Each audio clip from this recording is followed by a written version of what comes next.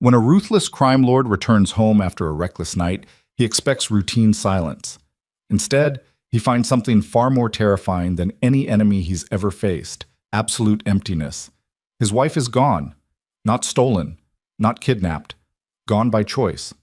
And in her wake, she's left behind divorce papers, stripped rooms, and a chilling truth. While he believed he controlled everything, she was quietly dismantling their marriage, piece by piece, waiting for the perfect moment to vanish forever. Will Dominic Revell discover what he's lost before it's too late? Stay until the end to find out. Hit that like button and comment your city so I can see how far this story travels. The gates of the Ravel estate opened with their usual whisper of hydraulics and steel, barely audible over the purr of the black Aston Martin gliding through. Dawn hadn't quite broken. The sky hung in that uncertain space between night and morning, bruised purple fading to ash. Dominic Revell guided the car up the winding drive, his movements automatic, his mind elsewhere. Or more accurately, his mind was still back at the penthouse downtown, still tangled in sheets that weren't his, still breathing air perfumed with someone else's fragrance. He should feel guilt. He knew that intellectually, the way he knew the precise location of every security camera on his property, the way he knew which judges could be bought and which required more persuasive measures. But guilt was a luxury men like him couldn't afford. Guilt implied weakness, and weakness in his world was a death sentence written in blood. The house rose before him, a monument to power and taste. All clean lines and floor-to-ceiling windows, steel and glass and stone arranged with architect-designed precision. He'd bought it 5 years ago, back when he still believed beautiful things could fill the hollow spaces inside him. Back when he thought a ring on Lena's finger and a fortress to keep her safe would be enough. Dominic parked in the circular drive rather than the garage. A small rebellion, a minor deviation from routine. Lena would notice, she noticed everything, but she wouldn't say anything. She never did anymore. That was their unspoken agreement, wasn't it? He did what he wanted, and she remained the perfect wife, silent and serene in her designer clothes and her designer life. The front door wasn't locked. That alone should have triggered something in his professionally paranoid mind, but exhaustion dulled his usually sharp instincts. He'd been up for nearly 40 hours, first handling a territorial dispute with the Constantine family, then the emergency meeting with his financial advisors about the federal investigation circling closer, then the escape. The willing distraction waiting in the penthouse. The temporary amnesia that came with someone new, someone who didn't know him well enough yet to look disappointed. The foyer swallowed him in its familiar elegance. Italian marble underfoot. The abstract sculpture Lena had insisted on acquiring from some gallery in Soho, the massive mirror that reflected a man who looked every one of his 38 years this morning. Dark hair disheveled, tie loosened, the shadow of stubble on his jaw. His white shirt, custom-tailored and ruinously expensive, was wrinkled in ways that told a story he hadn't bothered to hide. "Lena?" His voice echoed in the space, bouncing off hard surfaces, finding no purchase. The house had always been quiet. That's what he'd paid for, after all, soundproofing and insulation that turned the interior into a sanctuary from the violent noise of his life. But this was different. This wasn't peaceful silence. This was absence. Dominic moved through the ground floor, his footsteps loud in the stillness. The living room looked untouched, cream sofas positioned just so, coffee table books arranged at precise angles, the Steinway piano in the corner that Lena sometimes played when she thought he wasn't listening. Everything in its place, and yet wrong. It felt wrong. He couldn't articulate what had changed. The paintings still hung on the walls, the furniture hadn't moved, but there was a quality to the air itself that felt different, like the house had exhaled something vital and forgotten to breathe it back in. The kitchen finally gave him concrete evidence that something was amiss. Dominic stopped in the doorway, his trained eye cataloging details. The espresso machine was gone. The vintage La Marzocco that Lena had spent months researching before purchasing, that she'd treated with the care most people reserved for pets. The magnetic knife block that had held her Japanese chef's knives, each blade worth more than most people's monthly rent. Empty. The ceramic container where she kept her loose-leaf tea collection vanished. Small things. Inconsequential things. Except they weren't, were they? On the marble island, centered with deliberate precision, sat a manila envelope. Dominic approached it the way he might approach a bomb, each step measured, his heart rate accelerating in a way that had nothing to do with fear and everything to do with the sudden, terrible understanding beginning to crystallize in his chest.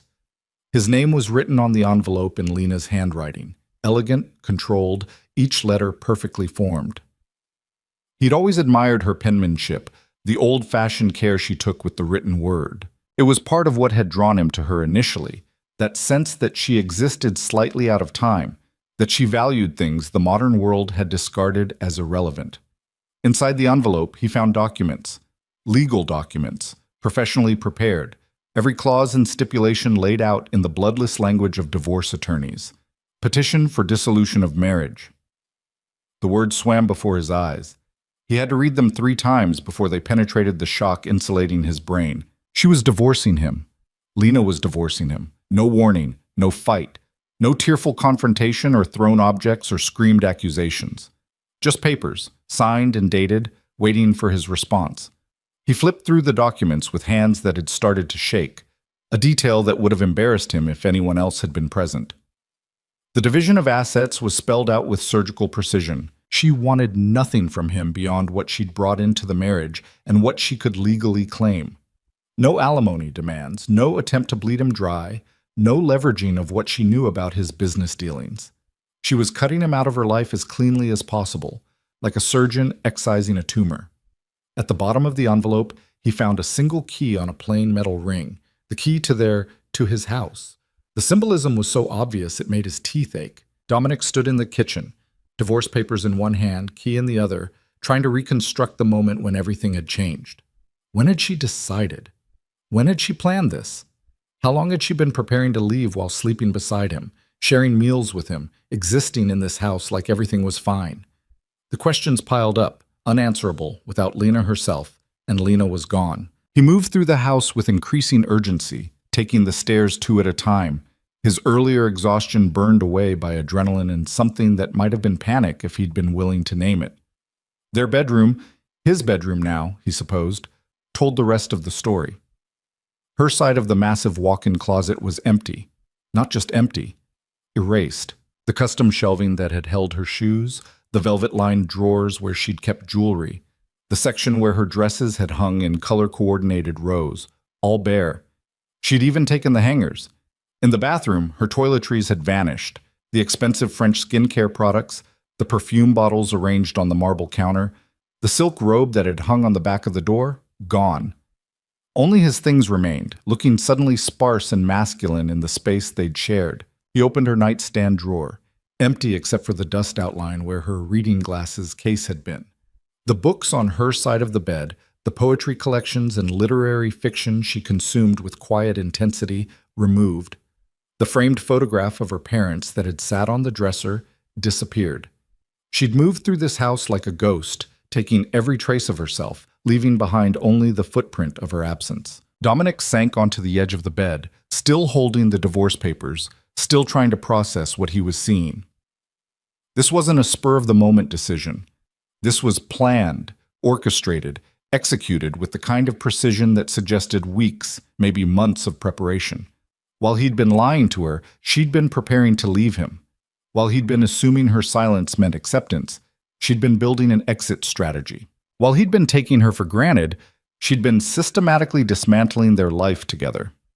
His phone buzzed in his pocket, probably Marcus, his second in command, with updates about last night's situation. Dominic ignored it. For the first time in years, the empire he'd built seemed less important than the woman who'd just walked out of it. He tried to remember the last real conversation they'd had. Not the surface pleasantries exchanged over breakfast, not the polite inquiries about each other's days, but an actual conversation, the kind they used to have in the early days, when he'd believed she might be the one person who could know him completely and stay anyway. When had they stopped talking? When had silence become their primary language? Dominic stood, moving to the windows that overlooked the grounds. The sun was rising properly now, painting the manicured lawns and imported trees in shades of gold. He'd given her all of this. Security, luxury, a life most women would kill for. Wasn't that enough? But even as he formed the thought, he knew it was bullshit. The kind of self-serving rationalization he'd built a career on. Because he hadn't given her what she actually needed, had he? He'd given her things, objects, a beautiful cage, and called it devotion. And then he'd betrayed even that inadequate offering. The affair, if you could even call it that, so transactional and meaningless, had started 3 months ago. A woman he'd met during a business negotiation, someone who understood the rules, who wanted nothing beyond the physical and the material. It wasn't about emotion. It wasn't even really about desire. It was about escape, about having something that was his alone, something that didn't require him to be better than he was. He'd convinced himself Lena didn't know, that he was careful enough, smart enough, protected by the same skills that kept him alive in a world where men were killed for less than disrespect. But looking at the empty closet, the stripped bathroom, the divorce papers bearing her decisive signature, Dominic understood that he'd been deluding himself. She knew. Of course she knew. Lena had always been smarter than he gave her credit for. The question was, how long had she known? He pulled out his phone, pulled up her contact. His thumb hovered over the call button. What would he say? What words existed that could bridge the distance she'd created? "I'm sorry" seemed pathetically inadequate. "Come back" sounded like a command, and he had a sudden, visceral understanding that Lena was done taking orders from him. "I love you" would be the cruelest lie of all, because if he really loved her, would he have done what he'd done? Dominic put the phone away without making the call. He walked through the house again, slower this time, cataloging other absences he'd initially missed. The cashmere throw she liked to curl up with while reading, gone. The special coffee beans she ordered from a small roaster in Portland, missing from the pantry. The yoga mat that had been a permanent fixture in the home gym, vanished. In the study, his domain really, she rarely came in here, he found one last piece of evidence. On his desk, weighted down by a paperweight he'd brought back from Tokyo, was a sticky note in her handwriting. "The cameras caught everything. I know you'll check them eventually. Don't bother. I disabled the system remotely before I left. There's no footage, just like there's no trace of me left in your perfect house. Some absences can't be rewound or replayed. Goodbye, Dominic." He crumpled the note in his fist, then smoothed it out again, reading it 3 more times. She'd thought of everything. Not just the physical removal of her belongings, but the digital trail as well. She'd anticipated his moves, countered them before he could make them. This was chess, and she'd been playing while he wasn't even aware the game had started. When had she become this person? This strategist, this ghost, who could unmake a marriage with the same precision he used to eliminate business rivals? Or had she always been this person, and he'd simply never bothered to look closely enough? Dominic returned to the kitchen, poured himself a drink even though it was barely 7 in the morning, and sat at the island where the divorce papers waited. The whiskey burned, but the pain was welcome. Something tangible, something real in a morning that had taken on the quality of a nightmare. He thought about Lena the day they'd met, 6 years ago at a charity gala he'd attended to maintain appearances. She'd been standing near a window, not socializing like everyone else, just observing. He'd approached her with his usual confidence, used to women who responded to power and money with immediate interest. She'd looked at him like she could see straight through the expensive suit to the violence underneath, and instead of being repelled, she'd seemed curious, like he was a puzzle she wanted to understand. "You're not really here for the charity, are you?" she'd said, her first words to him. He'd appreciated the directness. "Are you?" "I'm here because my father donated enough money that my attendance is expected. You're here because men like you need to be seen supporting causes like this. It's good PR for bad reputations." "You don't know anything about my reputation." She'd smiled then, small and knowing. "I know you're Dominic Ravel. I know what people say you do. I know that half the people in this room are afraid of you, and the other half are trying to figure out how to use you. And I know you're bored out of your mind." She'd been right about all of it. He'd asked her to dinner. She'd said yes, but only after making him wait 3 days for her answer. A power play he'd recognized and respected. Over the following months, he'd pursued her with the same focused intensity he brought to everything, and she'd let herself be caught, but on her own terms. She'd known who he was from the beginning, what he was. She'd walked into their marriage with her eyes open, never demanding that he pretend to be something he wasn't. He thought that meant she accepted him, darkness and all. But acceptance wasn't the same as approval, was it? And approval wasn't the same as being willing to tolerate disrespect. The whiskey was gone. He poured another, trying to pinpoint the exact moment when their marriage had shifted from partnership to performance. When had she started wearing her role as his wife like a costume she could remove at the end of the day? When had he started seeing her as an accessory to his life rather than a person in her own right? His phone buzzed again. Then again. The Empire demanding his attention, problems multiplying in his absence. Dominic ignored them all. Let the world burn for a few hours. Let Marcus handle the emergencies. Right now, in this empty house, surrounded by the evidence of Lena's methodical departure, Dominic needed to sit with what he'd done. What he destroyed through carelessness and arrogance and the assumption that some things were permanent enough to survive neglect. He picked up the divorce papers again, reading through the legal language with the attention he usually reserved for contracts worth millions. She'd been fair, almost generous in her division of assets. This wasn't revenge. This was simply done, over, finished. The finality of it was what hurt most, not the anger he could have fought against, not the tears he could have tried to soothe. This clean, quiet ending left him nothing to push back against. She'd removed herself from his life as efficiently as she'd removed her belongings from the house, and he was left holding nothing but papers and the key she no longer wanted. Outside, the morning had fully arrived. Somewhere in the distance, he heard the landscaping crew starting their work, the buzz of machinery a faint counterpoint to his thoughts. Life continuing, indifferent to personal catastrophes. Dominic pulled out his phone one more time, scrolling to Lena's contact. The photo that came up was from their wedding day, her in that dress that had cost more than most people's cars, him in his tuxedo, both of them smiling like they believed in forever. He'd kept that photo all these years. Had she deleted his from her phone before she left? Probably. She was thorough like that.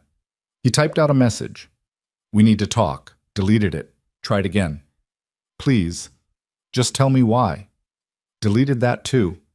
Finally, "I'm sorry." His thumb hovered over the send button for a long moment before he deleted that message as well and put the phone down. What was the point? She'd made her position clear through action rather than words. And in their world, in his world, actions were the only truth that mattered. Dominic stood, leaving the divorce papers on the island, leaving the empty glass, leaving everything exactly as it was. He climbed the stairs one more time, returning to the bedroom that was now just his, and lay down on the bed without removing his clothes or shoes. The ceiling stared back at him, blank and white, and offering no answers. He'd faced down rivals with guns, negotiated deals worth fortunes, built an empire from nothing but will and violence and strategic ruthlessness. He'd survived things that should have killed him, won battles that should have been unwinnable. But lying here in this bed, on his side while hers remained empty, Dominic confronted a truth more devastating than any enemy he'd ever faced. He'd had everything that mattered, and he'd been too blind to see it until it was gone. The sun climbed higher. The house remained silent. And somewhere in the city, in a place he didn't know and couldn't reach, Lena was building a new life without him. A life where she would finally matter more than an afterthought, more than a beautiful object to be possessed and neglected. Dominic closed his eyes against the morning light, but sleep wouldn't come. Instead, he lay there in the emptiness she'd left behind, finally understanding what he'd lost, finally grasping that power couldn't command love, and silence had never meant forgiveness. Some endings arrived quietly, without drama or confrontation. They arrived in empty closets and signed papers and a key left behind. They arrived when you weren't paying attention, when you were too busy living your life to notice someone else was preparing to leave it. And once chosen, once set in motion with that kind of deliberate care, they couldn't be undone. The house that had been a fortress now felt like a tomb. And Dominic Ravel, who controlled so much, who commanded fear and respect and obedience, finally understood the limits of his power. He couldn't make her come back. He couldn't rewind time to the moment before he'd made his choices. He couldn't force her to forgive what he himself didn't deserve to have forgiven. All he could do was lie here in the wreckage of what they'd been and learn to live with the absence she'd chosen. Outside, the world continued. The Empire waited. Calls would be returned, decisions made, power exercised. Dominic Ravel would rise from this bed and resume his throne, because that's what men like him did. They survived. They endured. But something had broken in the quiet hours of this morning, something that all the money and influence in the world couldn't repair. And in that breaking, In that clean and quiet ending, Lena had taught him a final lesson. The cruelest prisons are the ones we build ourselves. And sometimes freedom means leaving behind everything familiar, even if it means walking away with nothing but your dignity intact. 3 hours later, Dominic finally moved. Not because he'd reached any profound understanding or found peace with what had happened. He moved because Marcus had called 17 times, and even grief, if that's what this hollowness was, couldn't completely override years of discipline. The Empire didn't pause for personal catastrophes. It never had. He showered in the bathroom that still smelled faintly of Lena's jasmine soap, even though she'd taken the bottle with her. Ghost scents lingering in the steam. He dressed in fresh clothes from his side of the closet, each movement automatic, his mind still circling the same questions without answers. The divorce papers remained on the kitchen island where he'd left them. He picked them up, folded them carefully, and slipped them into his briefcase. Evidence. Proof that this morning had actually happened and wasn't just some fever dream born of exhaustion and guilt. When he finally called Marcus back, his second-in-command answered on the first ring. "Where the hell have you been?" Marcus demanded, his usual deference stripped away by concern. "I've been trying to reach you for hours. We've got a situation with the shipment. The Constantine brothers are making noise about last night's negotiation, and are you even listening to me?" "I'm listening," Dominic said, though he wasn't, not really. "Handle the Constantines. Tell them we'll meet next week to finalize terms. As for the shipment, reroute through the secondary channels like we discussed." Silence on the other end. Then more carefully. "You sound off. What's wrong?" "Nothing that concerns you." "Dominic." "I said handle it, Marcus. That's what I pay you for." He ended the call before Marcus could push further, already regretting the harshness. Marcus had been with him for almost a decade, had earned the right to ask questions. But Dominic wasn't ready to voice what had happened. Saying it out loud would make it real in a way that even the empty house hadn't. His phone buzzed with a text. Not Marcus this time, but a number he recognized immediately, despite having no name attached to it. The penthouse, the distraction, the woman who was probably just waking up now, wondering where he'd gone. "Last night was amazing. When can I see you again?" Dominic stared at the message, feeling nothing, less than nothing. The affair that had seemed like an escape 12 hours ago now looked like what it was. A symptom of a deeper rot, a shortcut to feeling something when his real life had gone numb. He deleted the message without responding. Then, after a moment's consideration, he blocked the number entirely. Too little, too late. The damage was done. But perhaps there was something to be said for not compounding mistakes. The house felt oppressive now, each empty room a reminder of what he'd lost. Dominic grabbed his keys and left, needing motion, needing to escape the suffocating silence even though he knew the absence would follow him wherever he went. The city was alive with mid-morning traffic, people rushing to jobs and meetings and lives that hadn't imploded overnight. Dominic drove without destination, letting instinct guide him through familiar streets. He ended up downtown, parking in the underground garage of the building that housed his legitimate business interests. The front that made his money clean, the acceptable face of an unacceptable empire. His private office occupied the top floor, all glass and steel and carefully curated art. His assistant, Claire, looked up in surprise when he stepped off the elevator. "Mr. Ravel, I wasn't expecting you today. You have no appointments until—" "Clear my schedule," he interrupted, moving past her desk toward his office. "I don't want to be disturbed." "Sir, you have the meeting with the investors at 2 and the conference call with the Tokyo office at—" "Cancel them. All of them." Claire's professional mask slipped for just a moment, revealing concern underneath. She'd worked for him long enough to know when something was seriously wrong. "Is everything all right?" "No," he said, surprising himself with the honesty. "But it will be handled. Just give me the day." He closed his office door before she could respond, shutting himself into the carefully controlled environment he'd built. Floor-to-ceiling windows offered a panoramic view of the city, but Dominic turned away from them, unable to appreciate beauty when his own life had just been stripped bare. The office was safer than the house. Lena had rarely come here, so there were fewer ghosts, fewer absences to catalog. He poured himself a drink from the bar cart. His second whiskey of the day? Or was it third? And sank into the leather chair behind his desk.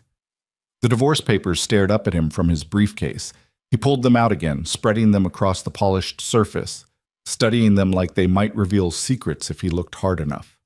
The date on Lena's signature was from yesterday. She'd signed them yesterday morning, probably while he was in his office handling the Constantine situation, completely unaware that his marriage was ending 30 miles away.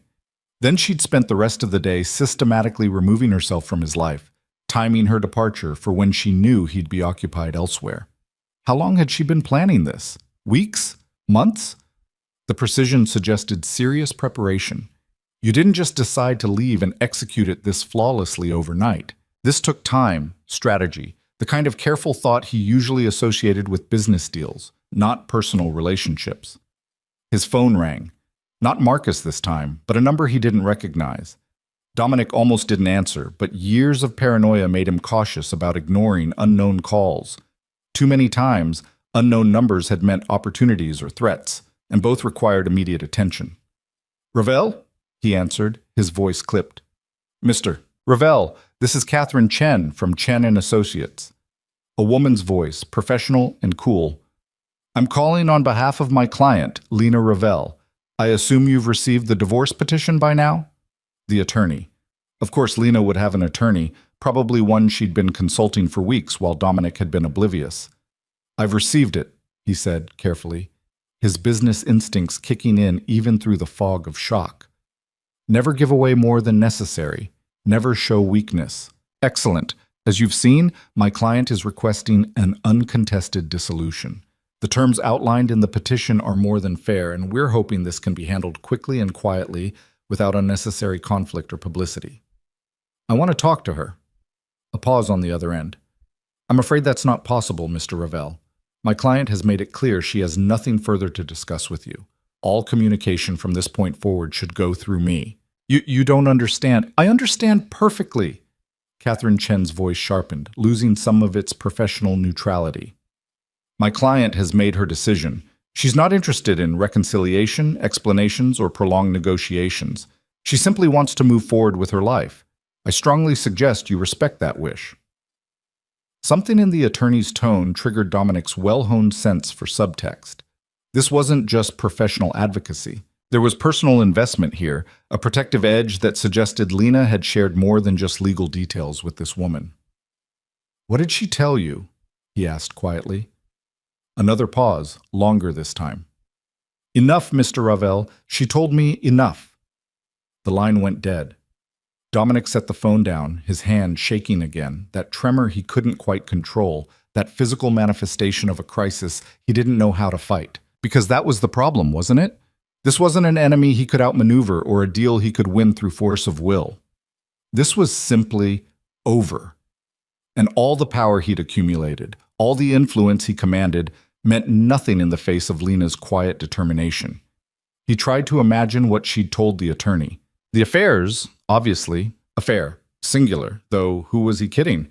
The one currently ending wasn't the first time he'd strayed, just the first time he'd been stupid enough to let it become regular. What else? The long absences, the emotional distance, the way he'd treated their marriage like another asset to be managed rather than a relationship to be nurtured. Or had she told Catherine Chen about the darker things? The violence that sometimes followed him home, the nightmares that woke him at 3 a.m, the way he'd shut her out every time she tried to reach the person underneath the armor? Dominic stood abruptly, unable to sit still any longer. He paced the length of his office, whiskey in hand, trying to outrun thoughts that followed like shadows. The intercom on his desk buzzed. Claire's voice, apologetic. "Sir, I'm sorry to disturb you, but Marcus is here. He says it's urgent and he won't leave until he speaks with you." Of course he wouldn't. Marcus was nothing if not persistent. "Send him in." The door opened 30 seconds later, and Marcus strode in with the comfortable familiarity of someone who'd earned the right to skip formalities. He was younger than Dominic by 5 years, built like a boxer, with the kind of street-smart intelligence that couldn't be taught in business schools. Dominic had plucked him from a rival organization 8 years ago, recognizing potential others had overlooked. Marcus took one look at Dominic, and his expression shifted from annoyance to concern. "What happened?" "Nothing that concerns the business. Don't give me that corporate bullshit. I've known you too long." Marcus closed the door behind him and moved to the bar cart, pouring himself a drink without asking permission. You look like someone died. Who do I need to hurt? Despite everything, Dominic felt a ghost of amusement. It's not that kind of problem. Then what kind is it? The words stuck in his throat for a moment before he finally forced them out. Lena left me. Marcus froze, glass halfway to his lips. What? This morning, I came home and she was gone. Everything of hers removed. Divorce papers on the kitchen counter. She's done, Marcus. Just done. Shit. Marcus drained his drink in one swallow, then poured another. Did something happen? Did she find out about... Yeah, Dominic cut him off. She found out. I don't know how long she's known, but she found out. They stood in silence for a moment, the unspoken history between them heavy in the air. Marcus had been the one to warn him, months ago, that the affair was a mistake, that Lena wasn't the type of woman who would tolerate disrespect, no matter how comfortable her life was. Dominic had dismissed the concern, confident in his ability to compartmentalize, to keep his worlds separate. Arrogance, he saw now, pure arrogance. Have you talked to her? Marcus asked finally. I can't. She's routed everything through her attorney. No contact, no discussion, just signed the papers and let her go. Dominic laughed, the sound bitter. You know what the worst part is? She was fair, generous even. This isn't about money or revenge. She just wants to be free of me. Marcus studied him with eyes that had seen too much violence, too many betrayals. What are you going to do? What can I do? She's made her choice. So that's it? You're just going to let her walk away? The question hit harder than it should have, exposing the helplessness Dominic had been trying to ignore. What would you suggest? Force her to come back? Manipulate her through threats or leverage? Use the very tactics that probably drove her away in the first place? I'm not suggesting anything. I'm asking what you want. What did he want? The question should have been simple, but Dominic found himself unable to answer. He'd spent so long pursuing power, building his empire, making himself untouchable, that he'd forgotten how to want things on a personal level. Or maybe he'd never learned in the first place. I want to understand why, he said finally. When she decided, what I did that was finally too much. I want... He trailed off, unable to articulate the ache in his chest that had nothing to do with pride and everything to do with genuine loss. Marcus set his glass down with a soft click. You want her back. It's too late for that. Maybe, but that's not what I asked. Dominic turned to the windows, looking out at the city he'd conquered through ruthlessness and strategy. From up here, it looked manageable, comprehensible. Nothing like the chaos currently tearing through his personal life. Even if I wanted her back, he said quietly, I wouldn't know how to be what she needs. This morning proved that. I had everything, a beautiful wife, a stable home, something real in a life built on lies. And I still found a way to sabotage it. What makes you think I could do better a second time? I don't know if you could, Marcus said bluntly, but I know you're not even trying. You're just accepting defeat, which isn't like you at all. This isn't a business negotiation. No, it's more important than that, which is why I don't understand why you're rolling over. Dominic's phone buzzed before he could respond. Another unknown number, another call he almost ignored, but something made him answer. Mr. Ravel? A different voice this time, male, hesitant. This is David Walsh. I'm the superintendent of the building at 1247 Madison Avenue. I have some items here that belong to you, or belong to someone at your address. A woman dropped them off this morning with instructions to call you. 1247 Madison Avenue. They're his address. What kind of items? Personal effects, sir. Looks like clothing, some documents, photographs. She said they weren't hers to take, so she was returning them. Even in leaving, Lena was meticulous. Anything that belonged to him, anything that might create future entanglement, returned cleanly. No loose ends. I'll send someone to pick them up, Dominic said mechanically. Actually, sir, she specifically requested that you come in person. She left a note saying if you didn't show up yourself within 48 hours, I should donate everything to charity. Of course she did.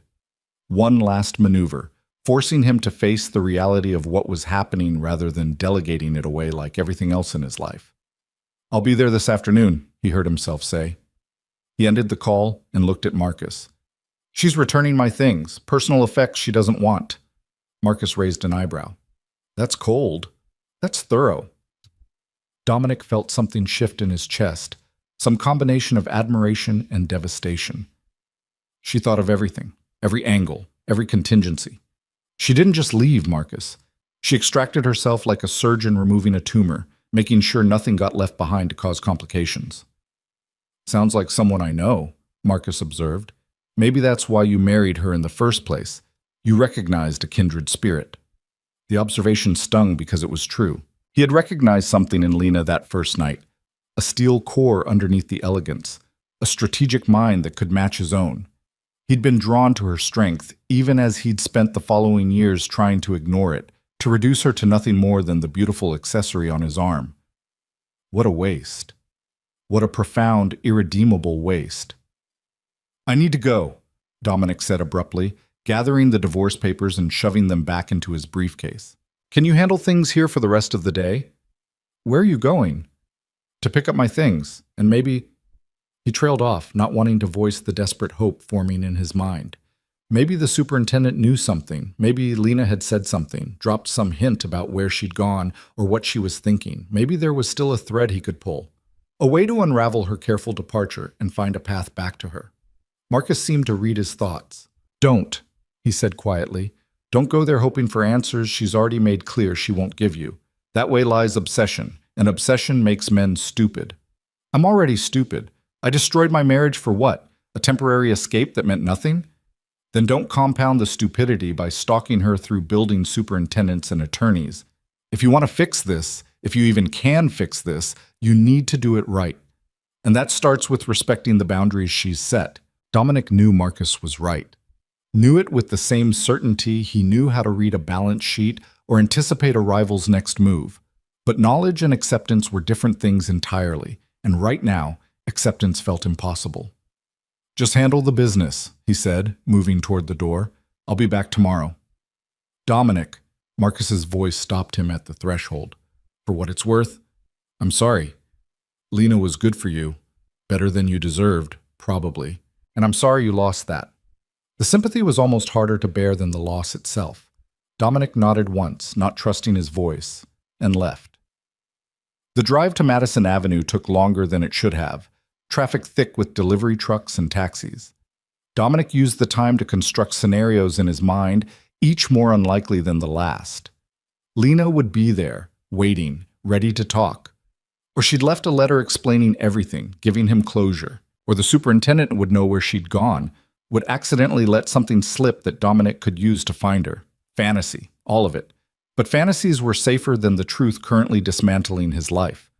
The building was one of those pre-war structures that commanded premium prices for their historic charm and solid construction.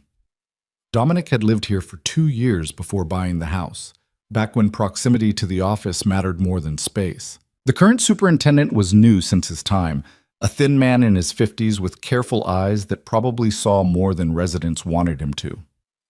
Mr. Ravel? He asked when Dominic introduced himself. Come with me. I stored everything in the package room. They rode the elevator in silence, descended into the basement where the building kept deliveries and storage lockers.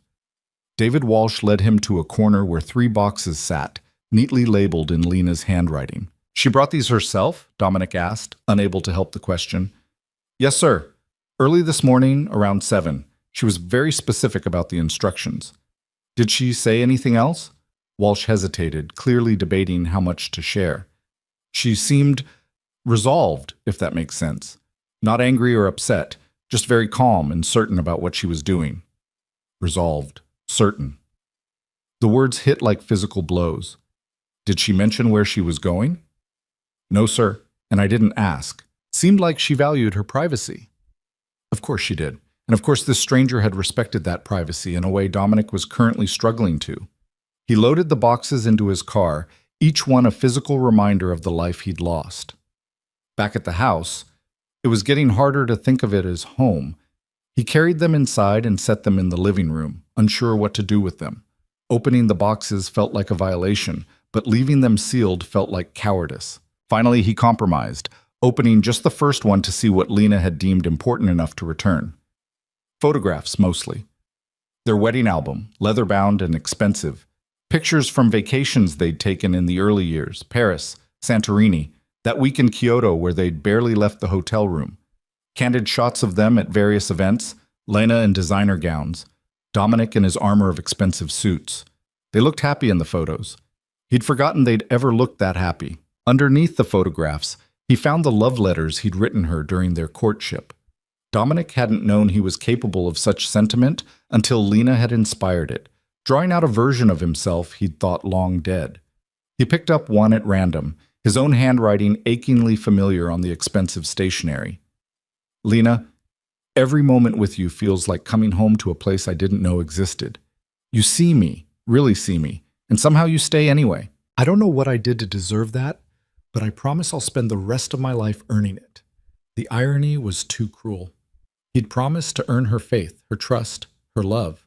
Instead, he'd taken it for granted until it evaporated.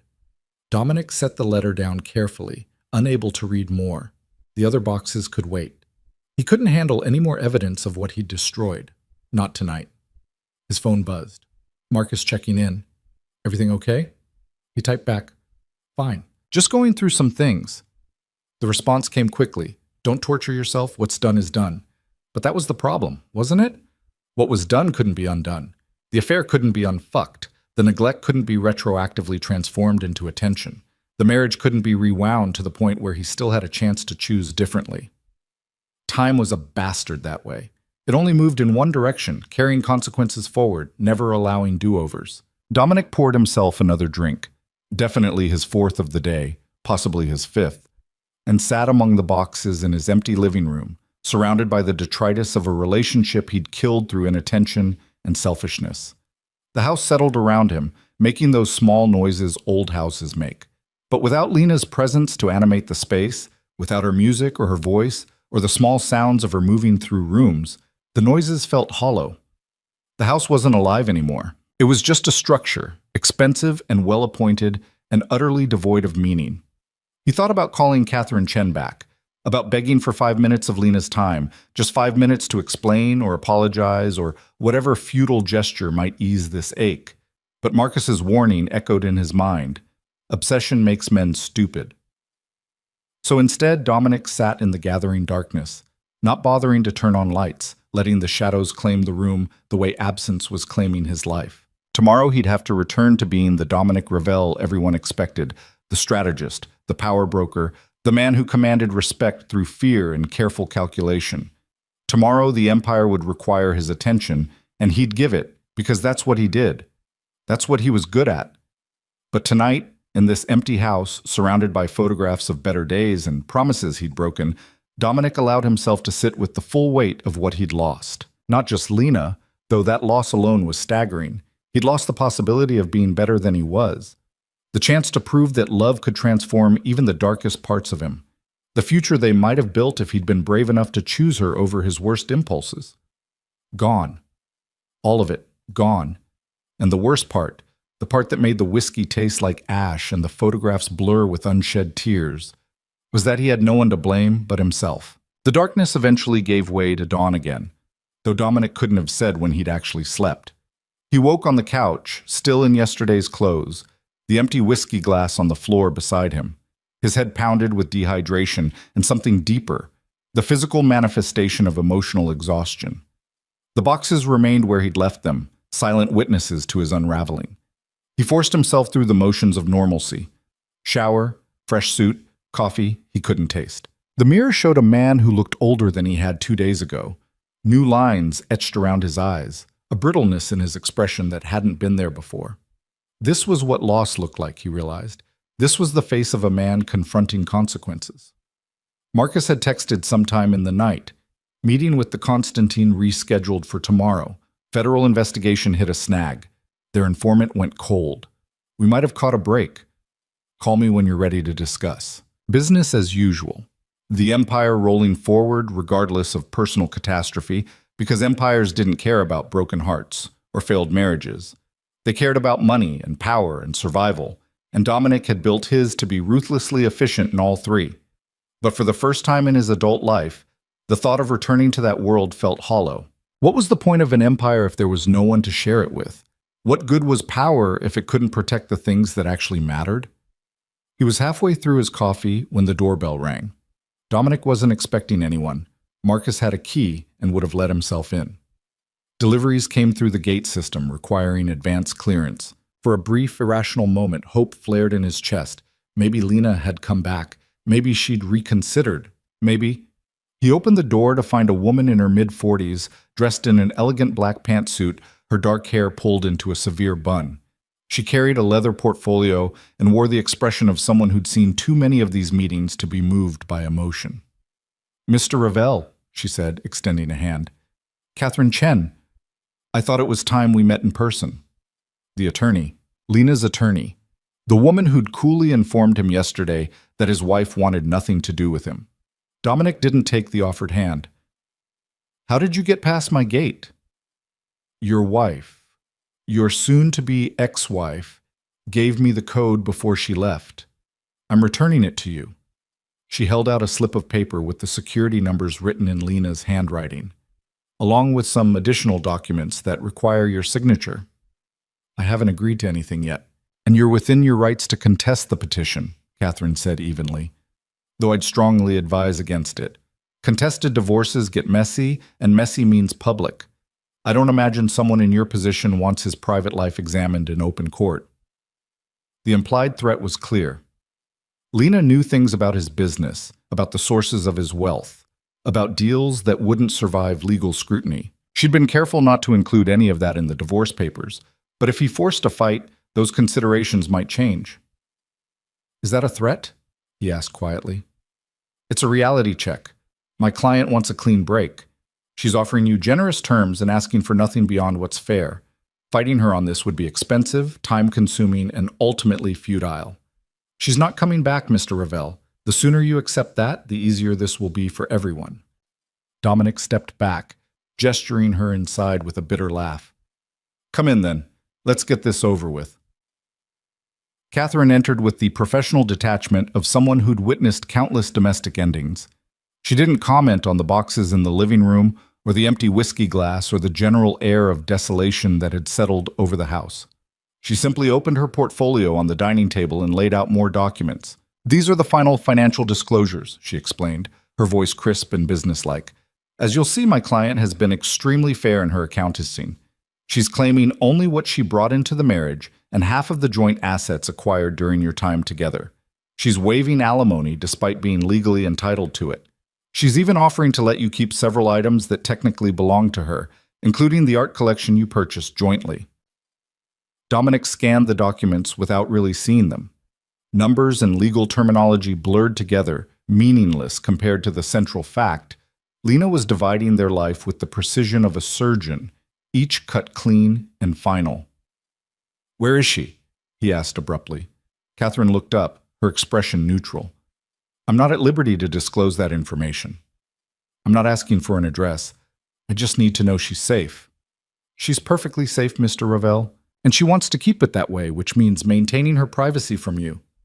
The words stung more than they should have. "You think I'd hurt her?" "I think she's protecting herself from a man who's already hurt her quite enough." Catherine's professional mask slipped slightly, revealing genuine anger underneath. "Do you have any idea what she went through? The months of watching you lie to her face, knowing you were with someone else but too proud or too scared to confront you." "She told you that?"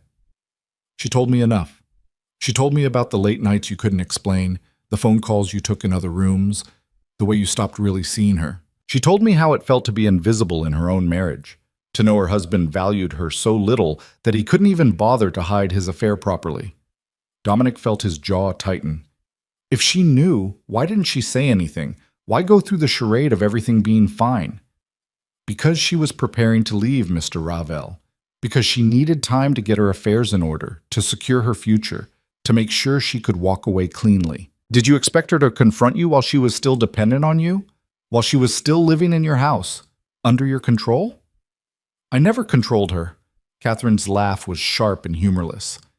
"Maybe not consciously, but men like you don't have to issue explicit orders to exert control. Your whole life is built on intimidation and power dynamics. Your wife, and yes, I'm going to keep calling her that until the divorce is finalized. Understood that confronting you before she was ready to leave would have been dangerous. Maybe not physically, but emotionally, financially, strategically. So she waited. She planned. And she executed her exit with the same ruthless efficiency you probably use in your business dealings. The assessment was brutally accurate. Lena had played this exactly the way Dominic would have if their positions were reversed. Gathering intelligence, securing resources, waiting for the perfect moment to strike. She'd learned from watching him, had absorbed his tactics and turned them against him. He should have been angry. Instead, he felt a wave of profound respect mixed with devastating loss. This was the woman he'd married, finally revealing the steel he'd always suspected was there, and he'd driven her to use that strength against him. "Did she ever love me?" he asked quietly, hating how vulnerable the question made him sound. Catherine's expression softened fractionally. "That's something you'd have to ask her yourself. But since she's made it clear she won't speak to you, I suppose you'll have to live with not knowing." She pushed a pen across the table toward him. "Sign the documents, Mr. Ravel. Let her go. It's the only decent thing you can do for her at this point." Dominic stared at the pen, at the papers that would legally end what he'd already destroyed emotionally. His hand moved almost without conscious thought, picking up the pen, positioning it over the signature line. "Wait," he said suddenly. "Can you give her a message?" "That depends on the message." "Tell her—" He paused, trying to find words adequate to the moment. "Tell her I understand. And I'm sorry. And if there's anything she needs, anything at all, she just has to ask." Catherine studied him for a long moment, her expression unreadable. "I'll pass that along. Though I suspect she doesn't need anything from you anymore, Mr. Ravel. That's rather the point of all this." He signed the documents in silence, each stroke of the pen feeling like a small death. When it was done, Catherine gathered the papers efficiently, sliding them back into her portfolio. "You'll receive copies once everything is filed with the court," she said, standing. "The process should take about 6 months, assuming no complications. After that, you'll both be free to move on with your lives." 6 months. Half a year for the legal system to catch up with what was already emotionally finished. Half a year of existing in this limbo between married and divorced, bound to someone who wanted nothing to do with him. "Miss Chen," he said as she moved toward the door. "Can I ask you something?" She paused, hand on the doorknob. "You can ask." "Do you think she'll be happy without me?" The attorney's smile was small and sad. "Mr. Ravel, she's already happier than she was with you. That's why she left." The words followed him long after Catherine Chen drove away, echoing in the empty house like an indictment. She's already happier, already better off, already thriving in whatever new life she'd built in the few days since leaving, while he was here, drowning in whiskey and regret, unable to function, unable to move forward or back. The day crawled past with excruciating slowness. Dominic tried to work, tried to focus on the Constantine deal or the federal investigation or any of the dozen other fires constantly burning in his world. But concentration eluded him, his thoughts circling back again and again to Lena, to the marriage he'd destroyed, to the future that had just been legally severed. Marcus called in the afternoon, his voice tight with concern. "We need to talk. In person. Can you come to the office?" "What's wrong?" "Just get here. Now." The urgency in Marcus's tone cut through Dominic's fog of self-pity. Whatever this was, it was serious enough to override everything else.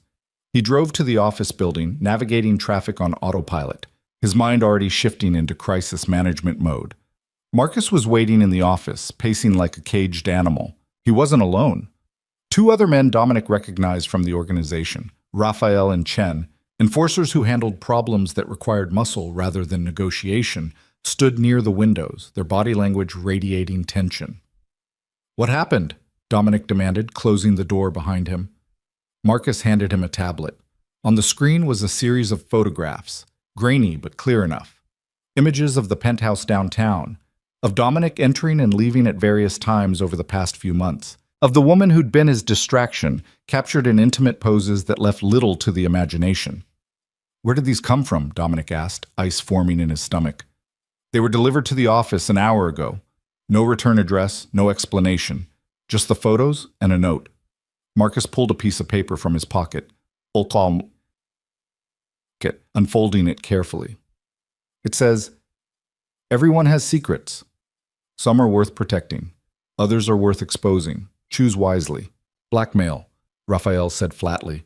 "Someone's trying to shake you down." Dominic's mind raced through possibilities. Rival organizations who wanted leverage. Business competitors looking for weakness. Federal investigators trying to create pressure. The list of people who might benefit from compromising him was long and varied. "Have they made demands yet?" he asked. "Not yet. This feels like a warning shot. They're letting you know they have the ammunition before they tell you what they want for their silence." Dominic studied the photographs again, seeing them through new eyes. These weren't casual surveillance shots. They were professional, well-composed, taken by someone who knew what they were doing. This wasn't some opportunistic paparazzi or jealous lover. This was planned, strategic, purposeful. "The affair is over," he said quietly. "I ended it yesterday. Whoever took these, they're working with old information." "Doesn't matter if it's over or not," Chen pointed out. "The photos still exist. Your wife might not care anymore, but these could still be used against you in a dozen different ways." Your wife. The words hit differently now, weighted with irony. Lena had already left. The affair that someone was trying to weaponize had already destroyed what it was meant to destroy. The blackmailer was threatening to expose something that had already cost him everything that mattered. "Wait," Dominic said slowly, a terrible suspicion forming in his mind. "What was the date on the envelope? When was it postmarked?" Marcus checked. 4 days ago. Why? 4 days ago. Right around the time Lena would have been finalizing her departure plans, signing the divorce papers, preparing to disappear from his life. "Show me the photographs again," Dominic demanded, taking the tablet and scrolling through the images with new attention to detail. The timestamps, the angles, the precise composition. This wasn't random surveillance. These photos were meant to document, to create a record, to build a case. "These aren't from a blackmailer," he said finally, the realization hitting him like a physical blow. "These are from a private investigator." Marcus frowned. "I don't follow." Lena hired someone to document the affair. That's how she knew. That's how she had proof to show her attorney, to justify the divorce, to protect herself legally in case I tried to fight it. Dominic felt a hysterical laugh building in his chest. These photos weren't meant to blackmail me. They were meant to free her. "Then why were they sent here?" Raphael asked. "Because whoever took them finished their job and is cleaning up loose ends. They probably sent copies to Lena's attorney first, gave her what she needed for the divorce. These are just..." He trailed off, understanding crystallizing. "These are a courtesy, a professional courtesy from one person who traffics in secrets to another. They're saying, your wife knows, and now you know she knows, and here's proof of how thoroughly you were caught." The room fell silent as the implications sank in. This wasn't a threat to be neutralized or an enemy to be fought. This was simply evidence of Lena's thoroughness, one more piece of her carefully constructed exit strategy. "So what do we do?" Marcus asked, finally. "Nothing. We do nothing. The threat is already realized. The damage is already done." Dominic set the tablet down, feeling exhausted beyond measure. Lena got what she needed from these photos. They can't hurt me any worse than I've already hurt myself. What about the investigator? Should we find out who... No. The word came out sharper than intended. Leave it alone. Lena paid someone to document my betrayal, and they did their job. There's no revenge to be had here, Marcus. Just consequences. Chen and Raphael exchanged glances, clearly uncomfortable with the passive response. In their world, challenges were met with force. Threats were eliminated. Weakness was never shown. But Dominic was done fighting this particular battle. What was the point of destroying evidence when the evidence had already destroyed everything that mattered? "Get rid of them," he said, gesturing to the photographs. "Burn them, delete them, I don't care. They don't change anything. Lena's gone, the marriage is over, and these photos are just ghosts of mistakes already made." "Dominic," Marcus started. "I said get rid of them." He stood abruptly, unable to remain in the office any longer. "Handle the Constantine meeting tomorrow." "I'll be there, but I need you to take lead on the negotiations. Can you do that?" "Of course, but then we're done here." He left before anyone could argue, before the pity in their eyes could become unbearable. The elevator ride down felt interminable, each floor a small eternity, until finally he emerged into the parking garage and the relative privacy of his car. Dominic sat in the driver's seat, hands gripping the steering wheel, breathing through the wave of emotion that threatened to overwhelm him. Lena had hired someone to follow him, to document his lies, to build a case against him that would be legally unassailable. While he'd been congratulating himself on his discretion, on his ability to compartmentalize, she'd been gathering evidence of his betrayal with the patience of someone planning a military campaign. How long had she known?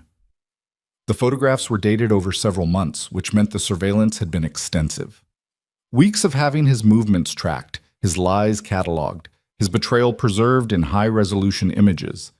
And through all of it, she'd maintained her composure, never confronting him, never tipping her hand. The level of self-control that required was staggering. Dominic had seen men crack under far less pressure, but Lena had held herself together, had played her role as the dutiful wife while methodically constructing her escape route.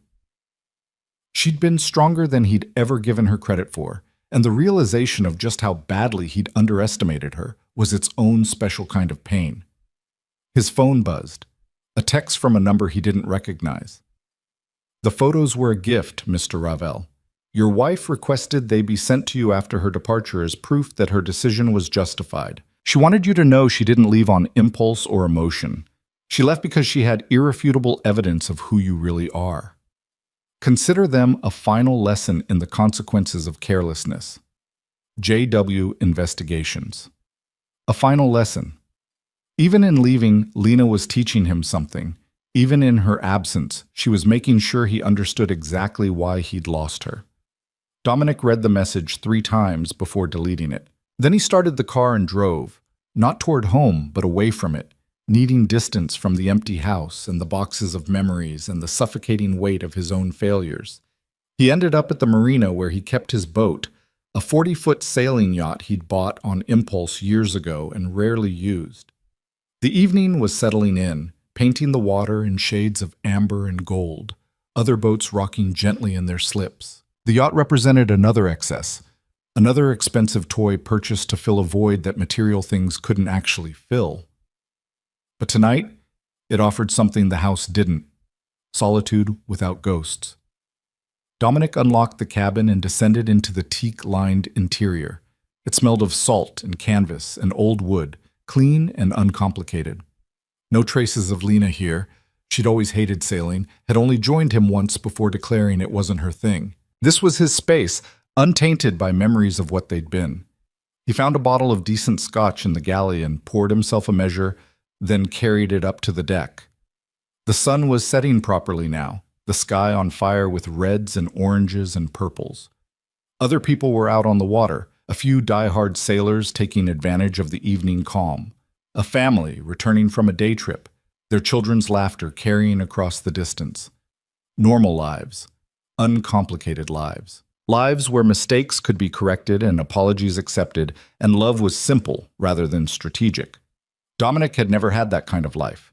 Even before the Empire, before the violence and the moral compromises, he'd been someone who lived in complications, someone who saw relationships as negotiations and trust as a calculated risk. Meeting Lena had been the first time he'd wondered if he might be capable of something different, something genuine, and he'd proven, definitively, that he wasn't. The scotch burned going down, but the pain was familiar, almost comforting. This he understood: physical discomfort, the slow dulling of sharp edges through alcohol, the temporary numbness that came with enough drinking. What he didn't understand was how to live with the absence Lena had left behind, how to exist in a world where she'd moved on while he remained trapped in the wreckage. His phone rang. Marcus again, persistent as always. "What?" "Just checking on you. You left pretty abruptly." "I'm fine." "You're not fine. You're falling apart, and it's starting to show. The men are talking, Dominic. They're worried about whether you can still lead." "Tell them I can." "Can you? Because right now you're acting like a man who's lost his edge, and in our world, that's dangerous. You know what happens to leaders who show weakness." Dominic did know. He'd taken advantage of such moments himself, had built part of his empire on the ruins of men who'd lost focus at critical times. The predators were always circling, always watching for the moment when strength faltered and opportunity presented itself. I'll handle it, he said, hearing the lie in his own voice. How? By drinking yourself to death on your boat? By obsessing over a woman who doesn't want you anymore? That's not handling it, Dominic. That's surrender. What would you have me do, Marcus? Fight for a marriage that's already legally dead? Force myself on a woman who left because I couldn't give her basic respect? Tell me, what's the strategic play here? Silence on the other end. Then more gently, I don't know. But I know this isn't it. Come back to the office. Focus on the business. Give yourself something to do besides destroy yourself. Tomorrow, Dominic promised. I'll be there tomorrow for the Constantine meeting. Tonight, I just need to be alone. Alone with a bottle isn't the same as actual solitude. It'll have to do. He ended the call before Marcus could push further, silencing the phone entirely. The sun had set completely now, the marina lights flickering on, creating pools of illumination against the gathering darkness. Other boats were lit up, people visible through windows and portholes, living their lives, apparently uncomplicated by the kind of destruction Dominic had wrought on himself. He thought about Lena somewhere out there in the city, or maybe she'd left the city entirely, started over somewhere new. Was she with friends, family? Had she found an apartment, and was she decorating it right now, choosing furniture that reflected her taste rather than his, creating a space that was entirely hers? The thought of her happy without him should have brought relief. At least someone had escaped this wreckage intact. But instead it brought a sharp, visceral jealousy. Not of anyone specific, but of the life she was building, the freedom she'd claimed, the future she'd secured by cutting him out entirely. She was already happier, Catherine Chen had said. Already thriving. Already better off. While he sat here on a boat he never used, drinking scotch he couldn't taste, trying to figure out how to exist in a world where the one person who'd ever made him want to be better had decided he wasn't worth the effort. The scotch bottle was half empty when Dominic finally moved from the deck, his legs unsteady beneath him. The marina had gone quiet. Most boats dark now, their owners having returned to shore in lives that continued regardless of his personal apocalypse. He descended into the cabin, intending to sleep off the alcohol, but sleep felt impossible with his mind still churning through the same circular thoughts. Instead, he found himself opening the storage compartment where he kept navigation charts and emergency supplies.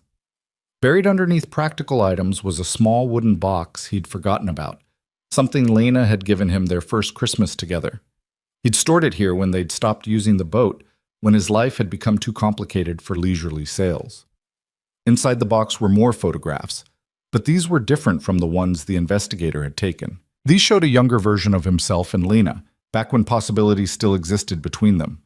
A candid shot someone had taken at a restaurant. Lena mid-laugh at something he'd said, him looking at her with an expression he barely recognized on his own face. Another from a weekend in the Hamptons, both of them windswept and grinning. A selfie she'd insisted on taking in Paris. The Eiffel Tower blurred in the background while they kissed in the foreground. Evidence of love that had been real once? Or had it?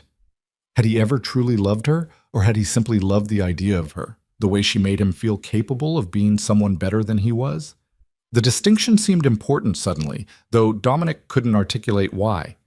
His phone, still silenced but visible on the table, lit up with another message. Not Marcus this time, but a number he hadn't seen in years. Thomas Ravel, his brother. The preview showed enough. Heard through the grapevine about you and Lena. I'm sorry, Dom. Call if you need to talk. Dominic stared at the message, unsure how to feel about it. He and Thomas hadn't spoken in almost 3 years, not since their father's funeral when old resentments had surfaced and made it clear that blood didn't guarantee connection. Thomas had chosen a different path. Legitimate business, a normal life, a wife, and 2 kids in the suburbs. Everything Dominic had rejected in favor of power and control. He almost deleted the message. Almost. But something stopped him. Some vestige of the person he used to be before violence and moral compromise had reshaped him into someone barely recognizable. Before he could second-guess the impulse, Dominic called. Thomas answered on the 3rd ring, his voice cautious. Dom? Yeah, it's me. A pause, heavy with years of silence. I wasn't sure you'd call back. Neither was I. Dominic leaned against the cabin wall, suddenly exhausted beyond measure. How did you hear? Lena called me 2 days ago. She asked me to check on you after some time had passed. Make sure you weren't. Thomas trailed off, clearly uncomfortable finishing the thought. Wasn't what? Destroying myself? Dominic laughed bitterly. Too late for that. She seemed worried about you, which I found interesting given that she's the one who left. The observation landed with unexpected weight. Lena had called Thomas, had reached out to the brother Dominic had cut ties with, had asked him to provide support that she no longer could or would. Even in leaving, even in protecting herself, she'd tried to make sure he wouldn't be completely alone. The realization threatened to undo what little composure Dominic had maintained. Are you drunk? Thomas asked, reading something in the silence. Getting there. Where are you? The marina, on the boat. Jesus, Dom. You shouldn't be alone right now, and you definitely shouldn't be drunk on a boat. I'm fine. You're not fine. Lena made that very clear when she called. She said... Thomas hesitated. She said you'd never learned how to handle genuine loss, that everything you'd ever lost before was something you could fight to get back or replace with something else. But this is different. She told you that? She told me a lot of things, including why she left, what you did, how long she knew before she finally walked away. Thomas's voice hardened slightly. I want to be sympathetic, Dom, I really do. But she also told me enough that I understand why she had to go. Dominic absorbed the implicit judgment, the disappointment from a brother who'd already been disappointed in him for years. Did you call just to tell me I'm a failure? No, I called because despite everything, you're still my brother. And because Lena asked me to, and she's someone I respect, even if I can't say the same about some of your choices. The honesty was brutal, but somehow refreshing. Dominic had spent so long surrounded by people who told him what he wanted to hear, who feared him too much to offer genuine truth. Thomas's bluntness cut through the fog of self-pity and alcohol. I don't know what to do, Dominic admitted quietly, the words escaping before he could stop them. I don't know how to fix this. You can't fix it. That's what you need to understand. This isn't a business deal you can renegotiate or an enemy you can outmaneuver. Lena made her choice, and you have to respect it. Everyone keeps saying that. Respect her choice. Let her go. Move on. But none of you tell me how. Thomas sighed, the sound carrying years of complicated history. Start by sobering up. Then come stay with me and Catherine for a few days. Get out of that empty house, away from the business. Give yourself space to actually feel what you're feeling instead of drowning it. The offer caught Dominic off guard. You want me to stay with you? Catherine suggested it, actually. She thinks you need family right now, even if that family hasn't been particularly close lately. And before you refuse out of pride or whatever, just consider that maybe accepting help is part of learning how to handle loss. Dominic wanted to refuse, wanted to insist he could manage alone, that he didn't need anyone's pity or charity. But the truth was, he was drowning here, and pride seemed like a poor life preserver. Let me think about it, he said finally. Don't think too long. Offer expires when you do something stupid, like try to sail drunk or contact Lena against her explicit wishes. How did you know I was thinking about... Because I know you, Dom. You're a strategist. You're probably already planning how to engineer an accidental meeting or find some excuse to reach out. Don't. It won't work, and it'll only make things worse. The accuracy of the assessment was unsettling.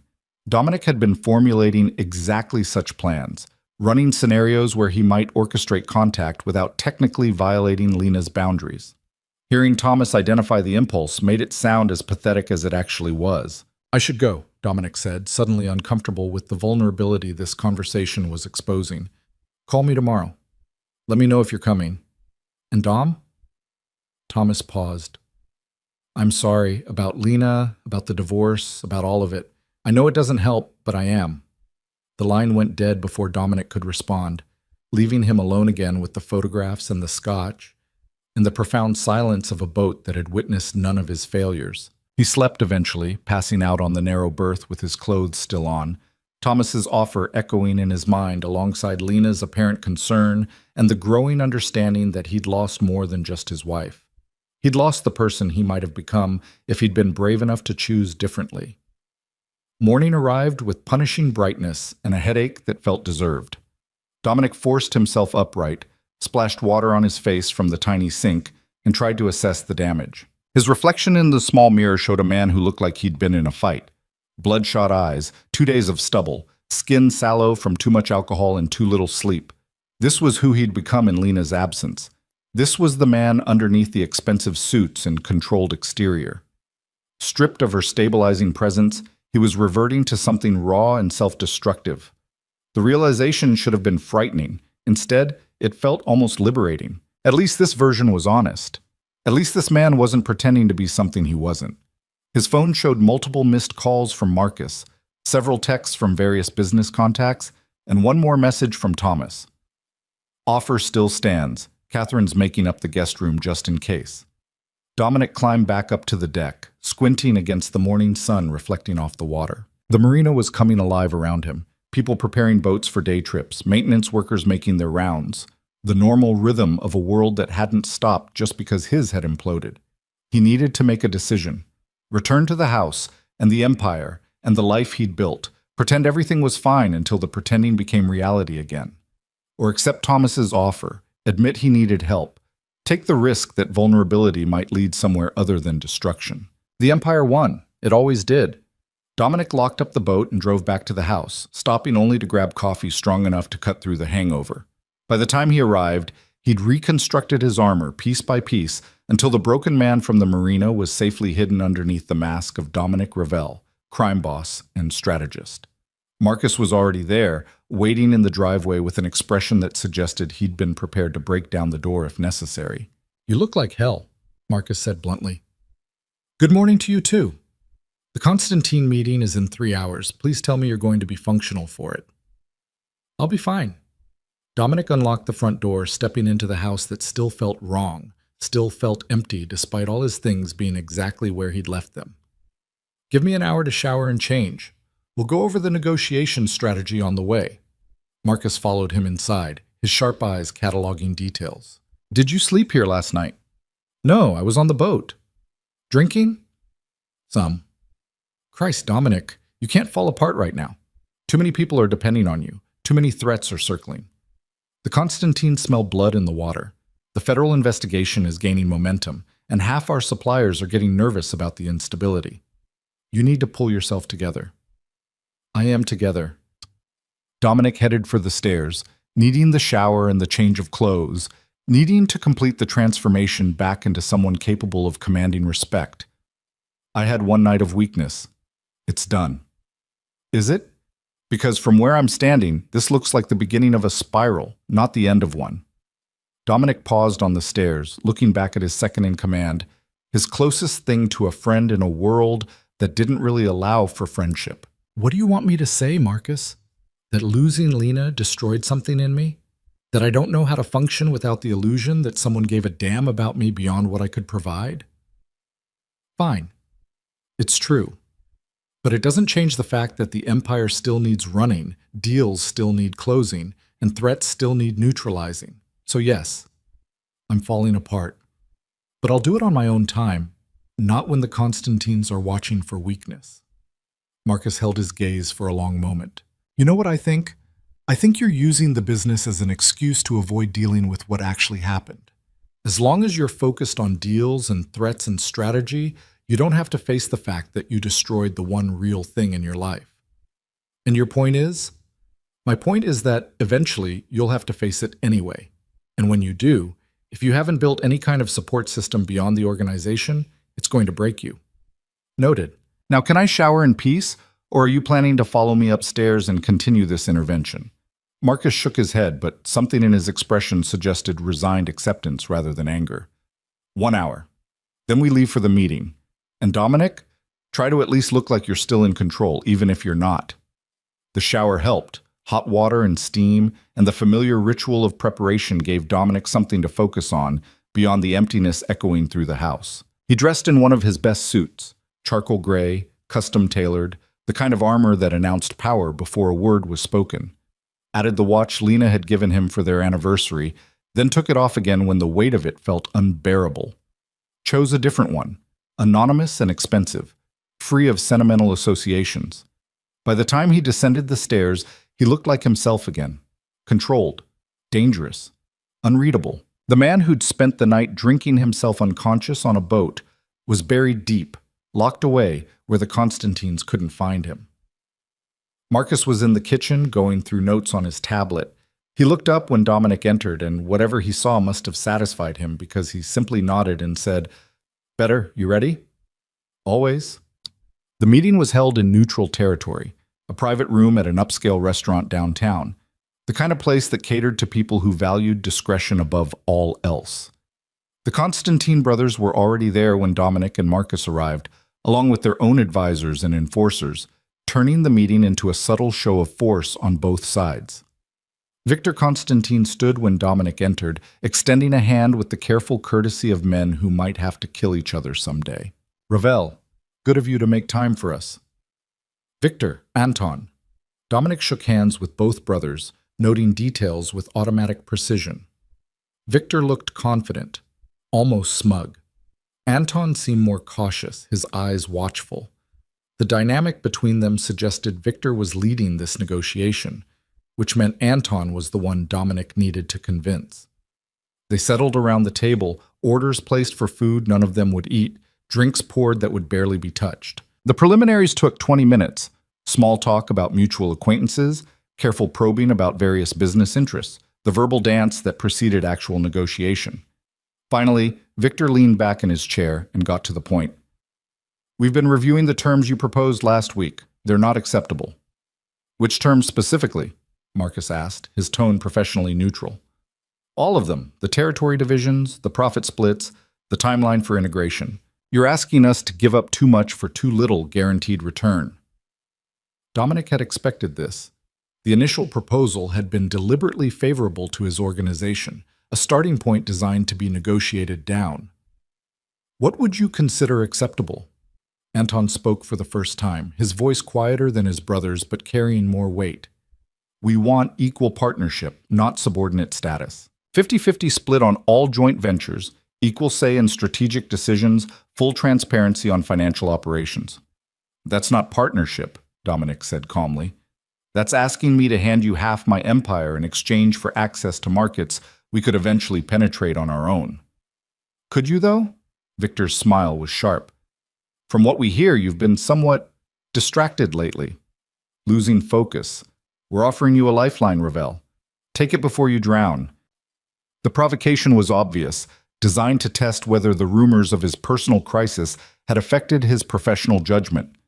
Dominic felt Marcus tense beside him, ready to respond, but he laid a subtle hand on his second-in-command's arm. This required careful handling, not defensive aggression. "My personal life has no bearing on my business capabilities," Dominic said, his voice cold enough to frost the glasses on the table. "And if you're basing your negotiating strategy on gossip and speculation, you're making a fundamental mistake about who you're dealing with." "Are we?" Anton's eyes were steady, assessing. "Because the Dominic Ravel we've heard about doesn't make unforced errors, doesn't show vulnerability, doesn't give his enemies ammunition to use against him. But rumor has it your wife just left you. Divorce papers filed. Very public, very messy. That sounds like an unforced error to me." The room went silent. Even the servers seemed to sense the shift in atmosphere, giving the table a wide berth. Dominic could feel multiple sets of eyes on him, waiting to see how he'd respond. This was the test, the moment when weakness would be exploited or strength reaffirmed. Everything hinged on his next words, his next move. "My marriage ending doesn't make me weak," he said finally, his voice carrying the weight of absolute certainty. "It makes me focused. No distractions, no divided loyalties, no one to protect except the organization. If you think my divorce makes me vulnerable, you're confusing loss with liberation. I'm more dangerous now than I've ever been, because I have nothing left to lose." The lie felt true as he spoke it, and maybe that's all that mattered. Maybe if he said it convincingly enough, it would become real. Maybe he could transform grief into ruthlessness, heartbreak into strategic advantage. Victor and Anton exchanged glances, some silent communication passing between them. When Victor spoke again, his tone had shifted slightly, losing some of its aggressive edge. "Fair enough. Let's talk about terms we can actually agree on."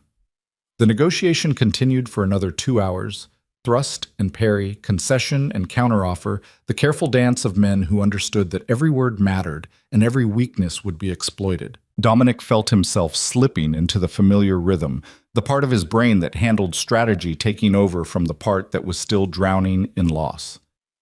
This he could do. This he was good at. Reading opponents, identifying leverage points, knowing exactly how much to give and when to hold firm. The Empire didn't require love or trust or emotional vulnerability. It just required competence and ruthlessness, and those he had in abundance. By the time they shook hands on a revised agreement, not quite equal partnership, but close enough that both sides could claim victory, Dominic felt almost normal again. Almost like the man he'd been before Lena left, before the photographs arrived, before everything he'd taken for granted had been stripped away. Marcus waited until they were in the car before speaking. That was well handled. For a minute there, I thought Victor was going to push harder on the personal angle. He tested it and decided it wasn't worth pursuing. Dominic loosened his tie, feeling the adrenaline of the negotiation beginning to fade. Smart of him. I wasn't bluffing about being more dangerous now. Weren't you? Marcus asked quietly. Because from where I sat, that sounded like a man trying to convince himself as much as the Constantines. Dominic didn't answer. What was there to say? That Marcus was right? That every word had been armor against admitting how badly he was actually handling this? That pretending to be unaffected was the only strategy he had left? They drove in silence back to the office, the city flowing past the windows in a blur of movement and noise, and life continuing regardless of personal catastrophe. Dominic's phone buzzed repeatedly with messages, business contacts, updates on various operations, the constant stream of demands that came with running an empire. And one message from Thomas. Last chance. Guest room is ready if you change your mind. Dominic stared at the message for a long moment, thumb hovering over the reply button. He could accept, could admit he needed help, could take the risk that family might offer something the empire couldn't. Or he could delete it, return to his empty house, continue pretending that ruthlessness could replace everything he'd lost. Drop me at home instead of the office, he said abruptly. Marcus glanced over. You sure? We have the afternoon meeting with cancel it or handle it yourself. I need... Dominic trailed off, unsure how to finish the sentence. What did he need? Space? Time? Someone to tell him how to exist in this new reality where Lena was gone and nothing felt solid anymore? You need a break, Marcus finished for him. You need to stop running from what happened and actually deal with it. Since when did you become a therapist? Since I watched you nearly derail a crucial negotiation because you're barely holding it together. Marcus's voice was firm, but not unkind. Take the rest of the day. Hell, take the rest of the week. The business will survive without you for a few days, and maybe you'll survive better with some actual time to process this. The suggestion felt both terrifying and necessary. Time to process meant time to feel, and feeling meant confronting the full weight of what he'd destroyed. But maybe Marcus was right. Maybe pretending to be fine was only delaying the inevitable breakdown. When they pulled up to the house, Dominic sat in the car for a moment before getting out. Marcus, thank you for everything. For covering for me, for being honest, for not letting me completely self-destruct. That's what family does, Marcus said simply. Even the family we choose rather than the one we're born with. The words stayed with Dominic as he entered the empty house, as he stood in the foyer that still echoed with Lena's absence. Family. Thomas had offered him family, had extended an olive branch across years of silence because Lena had asked him to. Because even in leaving, even in protecting herself, she'd tried to make sure he wouldn't face this alone. He pulled out his phone and typed a response to his brother. I'll be there tomorrow, if the offer still stands. The reply came within seconds. It stands. See you tomorrow, Dom. Dominic set the phone down and looked around the house that no longer felt like home. The boxes of photographs still sat in the living room, unopened since that first devastating morning. The divorce papers were filed away in his study, waiting for the legal process to grind through its required steps. Evidence of an ending everywhere he looked, impossible to escape. But maybe that was the point. Maybe he wasn't supposed to escape it. Maybe the only way through was straight ahead. No diversions, no distractions, just the raw truth of consequences finally catching up with him. He'd spent his entire adult life avoiding exactly this kind of reckoning, building walls of power and control and violence to protect himself from genuine vulnerability. And it had worked. Right up until the moment Lena had seen through it all and decided he wasn't worth the effort of trying to reach the person underneath the armor. That was the real loss, he realized. Not just losing her, but losing the possibility that he could be better. That love could transform even the darkest parts of him. That he was capable of being more than the sum of his worst choices. Lena had believed in that possibility once, had seen something in him worth nurturing, worth fighting for, worth staying beside despite knowing what he was and what he did. And he'd taken that belief and crushed it through carelessness and arrogance and the assumption that some things were permanent enough to survive neglect. No wonder she'd left with such finality. No wonder her attorney spoke about her with protective respect. No wonder even Thomas, who barely knew the details, understood that Lena's departure was justified. Dominic walked through the house one more time, turning on lights against the gathering evening. Each room was perfect, pristine, empty of meaning without someone to share it with. This was his kingdom, built on blood and strategy and moral compromise.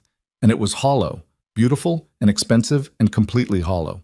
Tomorrow he'd go to Thomas's, accept help, try to figure out how to exist in this new reality where power couldn't command love and silence had never meant forgiveness. Tonight, he'd stay here in the house that was no longer a home, surrounded by evidence of what he'd destroyed, and finally let himself feel the full weight of what that meant. The tears came unexpectedly, sudden and overwhelming, breaking through the careful control he'd maintained for days. Dominic sank onto the couch where he and Lena had once watched movies together, where she'd curled against him on lazy Sunday mornings, where they'd planned futures that would never arrive now. And he let himself break, let the grief consume him in a way he'd never allowed before, let the pretense of strength finally shatter. Because Marcus was right. The only way through was to actually feel it, to stop running, stop strategizing, stop trying to negotiate his way out of consequences that were absolute and irreversible. Lena was gone. The marriage was over, and all the power in the world couldn't change those fundamental truths. The crying stopped eventually, leaving Dominic hollow and exhausted on a couch that held too many memories. He fell asleep there without meaning to, his body finally surrendering to the accumulated weight of days without real rest, and woke to find pale morning light filtering through windows he'd forgotten to close. His face felt tight from dried tears, his body stiff from sleeping in an awkward position. The house was silent around him, offering no comfort, just the persistent reminder that he was alone here and would remain alone regardless of how many rooms the structure contained. Dominic forced himself upright, moving through the mechanical rituals of showering and dressing. He packed a bag with clothes for a few days, feeling strange about the act of leaving his own house. When had he last stayed somewhere else voluntarily? Years, probably. The house had been his fortress, his sanctuary, the place where he could drop the mask of Dominic Ravel and just exist. Except he'd never actually dropped the mask, had he? Even with Lana, even in the supposed safety of their marriage, he'd maintained walls, protected himself from real intimacy, even while claiming to offer it. No wonder she'd left. No wonder silence had been easier than confrontation. What was there to say to someone who refused to be truly known? The drive to Thomas's house in Westchester took just over an hour, traffic mercifully light for a weekday morning. The neighborhood was exactly what Dominic had expected. Tree-lined streets, well-maintained homes with actual yards, the kind of suburban domesticity he'd always dismissed as boring and conventional. His brother had chosen this life deliberately, had walked away from the family business and everything it represented to build something clean and normal. Looking at it now through the lens of recent loss, Dominic wondered if Thomas had been the smarter one all along. Catherine answered the door before he could knock, her smile warm but her eyes assessing. She'd always been perceptive, Thomas's wife, able to read people with an accuracy that made Dominic slightly uncomfortable. They'd met only a handful of times over the years, but she'd never seemed intimidated by who he was or what he did. If anything, she'd seemed almost disappointed by his choices, like she'd expected better from her husband's brother. "Dominic," she said, stepping aside to let him enter. "I'm glad you came. Thomas is in the kitchen with the kids. Fair warning, it's chaos in there. Hope you're ready for it." The house smelled like coffee and something baking, wholesome scents that belonged to a life Dominic had never seriously considered.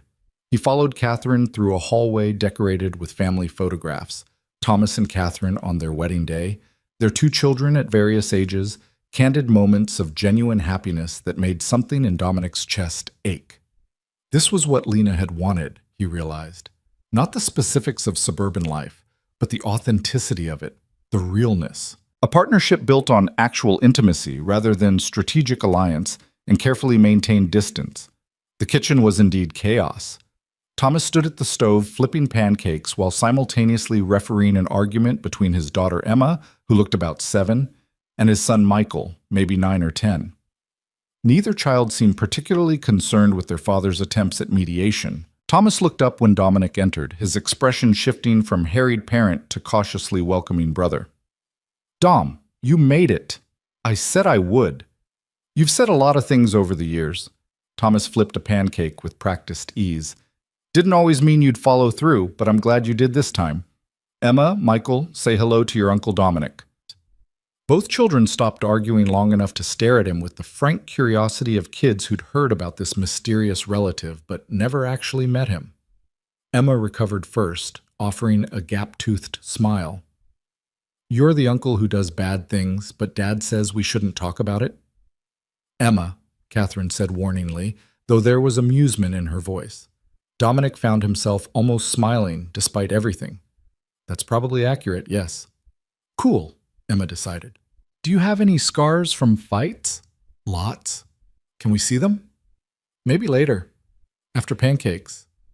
This seemed to satisfy her, and she returned to her argument with Michael about something involving a video game Dominic didn't recognize. Thomas caught his eye and shrugged in a gesture that said, "Welcome to my life." And something about the casual domesticity of it made Dominic's throat tight. This could have been his life too, if he'd chosen differently. Maybe not exactly this. He'd never be the kind of man who coached Little League or attended PTA meetings, but something real. Something that mattered beyond quarterly profits and strategic positioning. Something worth protecting, not because it represented power, but because it represented connection. Breakfast was surprisingly comfortable once Dominic stopped trying to fit himself into the scene and just let it happen around him. The kids lost interest in his criminal mystique quickly enough, more concerned with their own dramas and the quality of their father's pancakes. Catherine asked careful questions about his life that somehow avoided the topic of Lena while still acknowledging why he was there. Thomas maintained a running commentary about neighborhood gossip and the various challenges of parenting that should have been boring but somehow wasn't. Normal. This was what normal looked like. And Dominic had spent so long avoiding it, convinced that normal meant weak or ordinary or less than, that he'd never stopped to consider what it might offer beyond power and control.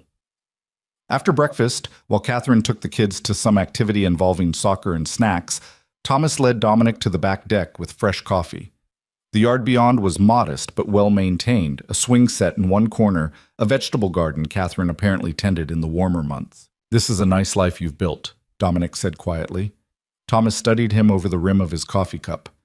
"It is. Not as exciting as yours, probably, but it's mine, and it's real, and I don't have to constantly look over my shoulder wondering who wants to destroy it." "You think that's what I do?" "Isn't it? You've built an empire on foundations that could crumble any second. One wrong move, one betrayed ally, one federal indictment, and everything falls apart. That's got to be exhausting, Dom. Always being on guard, always strategizing, never able to just exist." The assessment was accurate enough to sting. "Someone has to do what I do. The world isn't all soccer practices and vegetable gardens." "No, but your world doesn't have to be all violence and moral compromise either. You chose that. And you can choose differently if you want to." "Can I, though? After everything I've done, everything I've become? You think I can just walk away from the empire and get a normal job, join the PTA, pretend the last 15 years didn't happen?" Thomas set his cup down carefully. "I think you're using the empire as an excuse to avoid dealing with the real question, which is why you sabotaged the one genuine relationship in your life. Lena told me some of what happened. Want to tell me your side?" Dominic didn't, but he also didn't want to deflect anymore. The walls he'd maintained so carefully were crumbling whether he liked it or not. "I had an affair. Not my first, probably wouldn't have been my last if she hadn't left when she did. I convinced myself she didn't know, that I was being careful enough. But she knew, hired a private investigator, documented everything, built a case against me, and then executed her departure with the kind of precision I'd use in a business deal. And you're angry about that? No, I'm devastated by it, because it proved that even when she was being betrayed, even when she had every reason to fall apart, Lena was stronger than I ever gave her credit for. She saw the situation clearly, protected herself, and left without giving me any opportunity to manipulate her into staying. Sounds like she learned from watching you operate. That's what makes it worse. I taught her how to be strategic, how to think 3 moves ahead, how to protect herself at all costs. And then I became the threat she needed to protect herself from. Thomas leaned back in his chair, his expression thoughtful. Lena called me a week before she left. Did she tell you that? She mentioned you were in contact. She asked if I thought you were capable of change, of really fundamentally becoming a different person, not just modifying behavior, but transforming who you are at the core. You want to know what I told her? Dominic wasn't sure he did, but he nodded anyway. I told her I didn't know, that the brother I grew up with had potential for greatness and goodness, but somewhere along the way he chose power over connection and never looked back. I told her that people can change, but only if they actually want to badly enough to do the hard work. And I told her that in my experience, you've never wanted anything badly enough to risk the control you've built around yourself. That's a generous assessment. It's an honest one. And it's why Lena left, Dom. Not because you had an affair, though that was certainly the catalyst. She left because she finally understood that you'll always choose the Empire over anything real. You'll always choose control over vulnerability. You'll always protect yourself, even if it means destroying what you claim to love. The words landed like physical blows, each one accurate and devastating. Dominic wanted to argue, to defend himself, to explain that Thomas didn't understand the pressures of his world or the necessities that came with the choices he'd made. But what was the point? His brother was right about all of it. I don't know how to be different, Dominic admitted quietly. I've been this person for so long, I'm not sure there's anything else underneath the armor. Then maybe it's time to find out. Not for Lena. That ship has sailed and you need to accept it. But for yourself. Because this version of you, the one who trades genuine connection for strategic positioning, who builds walls instead of bridges, who thinks power can substitute for love, that version is going to die alone in a big empty house, surrounded by expensive things that mean nothing, wondering what the point of all of it was. Dominic looked out at the yard, at the swing set that spoke of children's laughter, at the garden that required patience and care rather than domination. What if I don't know how to be the other version? What if this is all I'm capable of? Then at least you'll know you tried. But Dom, I don't think that's true. I think you're perfectly capable of being better. You're just scared of what that would cost you in terms of the control you've spent decades building. They sat in silence for a while, the morning warming around them, sounds of the neighborhood going about its business filtering over the fence, a dog barking somewhere, a lawnmower starting up. The ordinary symphony of suburban life. Finally, Thomas spoke again. Stay as long as you need. Catherine and I talked about it, and we're good with you being here until you figure out your next move. Only rule is you leave the Empire business at the door. This house is neutral territory. Whatever you do in the city stays in the city. I appreciate that. Both the hospitality and the boundary. And Dom? Maybe think about talking to someone. A therapist, a counselor, someone who isn't invested in maintaining your reputation or your empire. Someone who can help you figure out who you actually are when you strip away all the strategic bullshit. The suggestion would have seemed absurd a week ago. Dominic Ravel didn't need therapy. He was in perfect control of himself and his life. Except he wasn't, was he? He was falling apart in slow motion, losing pieces of himself he hadn't even known were there until Lena's departure had exposed all the empty spaces. I'll think about it, he said, and meant it. The days at Thomas's house developed a strange rhythm. Dominic would wake early, old habits dying hard, and sit on the deck with coffee while the neighborhood came alive around him. Catherine would emerge eventually with the kids, getting them ready for school or weekend activities, the controlled chaos of family life playing out with a normalcy that simultaneously soothed and disturbed him. Thomas worked from home most days, consulting for some tech company in a capacity Dominic didn't fully understand and didn't ask about. They'd have lunch together when Thomas took breaks, conversations that ranged from trivial to profound, slowly rebuilding a connection that had atrophied over years of deliberate distance.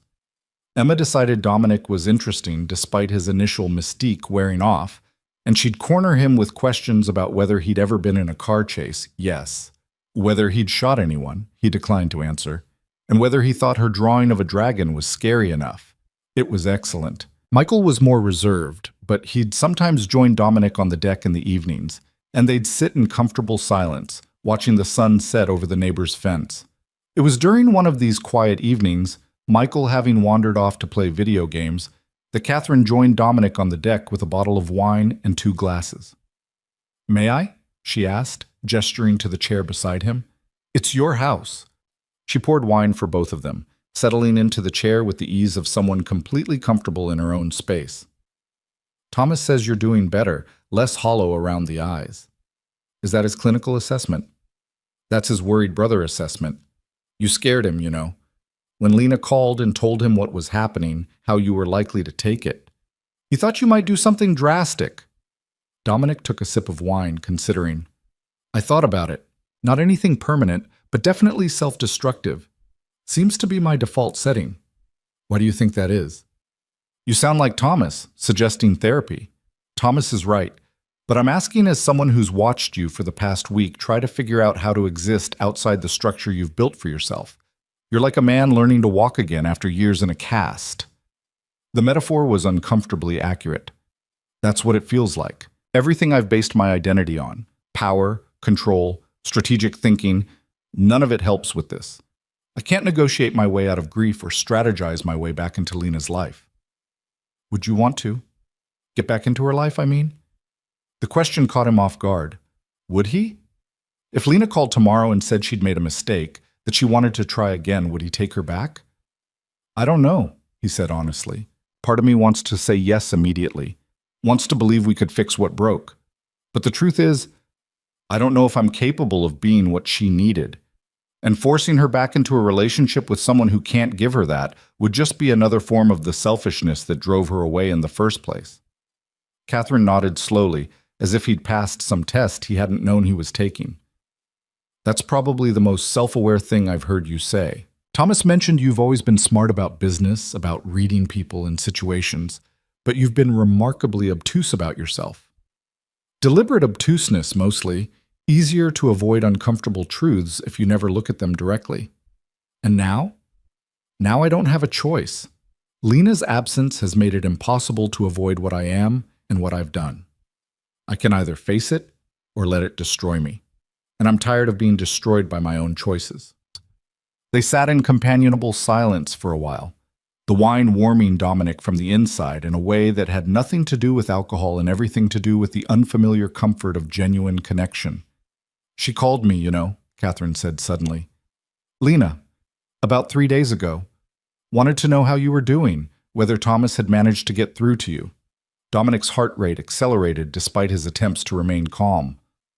"What did you tell her?" "The truth. That you're here, that you're struggling, but that you're trying. That for the first time maybe ever, you're letting people help you instead of pretending you don't need help." Catherine paused, choosing her words carefully. She seemed relieved, but she also made it very clear that her concern doesn't change anything. "She's not coming back, Dominic. She wanted me to make sure you understood that." The words hurt, but they also brought a strange clarity. Lena cared enough to check on him, but not enough to reconsider her decision. She'd removed herself from his life while still maintaining enough compassion to ensure he didn't completely self-destruct. It was exactly the kind of measured response he'd expect from her. Strategic, but not cruel. Definitive, but not vindictive. "I understand," he said quietly. "And honestly, I wouldn't want her to come back unless I could prove I'd actually changed. Which I can't, because I haven't yet. Maybe I never will, but at least I'm trying to figure out who I am without the armor, and that's something." Catherine reached over and squeezed his hand briefly, a gesture of support that felt more genuine than anything he'd experienced in years. "That's all anyone can do, Dominic. Try. The rest is just details." The next morning, Dominic made a call he'd been putting off. He found Catherine Chen's number and dialed before he could talk himself out of it. She answered on the third ring, her voice professionally cautious. "Mr. Ravel, I wasn't expecting to hear from you. I'm not calling about the divorce. That's proceeding as it should, And I'm not going to contest anything. I wanted to ask if you could pass a message to Lena. A long pause. That depends on the message. Tell her I understand why she left. Tell her I'm not asking for another chance or hoping she'll reconsider. I just want her to know that her departure was the kindest thing she could have done for both of us, even though it didn't feel that way at the time. And tell her that I'm trying to figure out how to be better, not for her, but because she deserves to know that her assessment was accurate and I'm not running from it anymore. Another pause, longer this time. I'll pass that along. Though I should tell you she's doing very well, Mr. Ravel. She has a new apartment, she's reconnecting with friends she'd lost touch with during your marriage, and she's looking into opportunities that were closed to her before. Whatever guilt you might be feeling about how this ended, you should know she's genuinely happy. The information should have devastated him. Instead, Dominic felt something like relief. I'm glad. She deserves to be happy, especially if, that happiness has nothing to do with me. That's remarkably mature of you. Don't give me too much credit. A week ago, I was drinking myself unconscious on a boat, trying to figure out how to engineer accidental meetings. But I'm working on accepting that some endings are absolute, and this is one of them. Well, Catherine said, and there was something almost like approval in her tone. That's progress, at least. I'll relay your message. And Mr. Ravel? For what it's worth, I think you're making the right choice by letting her go. She needs this freedom more than you probably realize. I'm starting to understand that. Thank you, Miss Chen. He ended the call and sat for a moment in the quiet of Thomas's guest room, processing the conversation. Lena was happy, thriving even, building a life that had nothing to do with him, and that was exactly what she should be doing. The revelation brought both pain and peace. Pain because it confirmed that she was better off without him, that his presence in her life had been more burden than blessing. Peace because at least one of them had escaped the wreckage intact, had transformed loss into liberation rather than letting it destroy them. 2 weeks after arriving at Thomas's house, Dominic made another call, this time to a therapist whose name Catherine had given him, a woman who specialized in working with what she called high-functioning individuals with complex trauma histories. The description had made him laugh. High-functioning seemed generous given his recent spiral, but he'd taken the number anyway. Dr. Sarah Mitchell's office was in the city, a quiet space decorated with plants and comfortable furniture that felt deliberately non-threatening. She was younger than Dominic had expected, maybe early 40s, with a direct gaze that suggested she wasn't easily intimidated. "Mr. Ravel," she said, gesturing to a chair. "What brings you here today?" Where did he even start? With the affair? The divorce? The empire built on blood and moral compromise? The realization that he'd spent decades building walls instead of connections, and had finally paid the price for that isolation? "My wife left me," he said finally, "and I'm trying to figure out how to be someone who wouldn't drive away the next person who makes the mistake of caring about me." Dr. Mitchell nodded, pulling out a notepad. "That's a good starting point. Tell me about your marriage."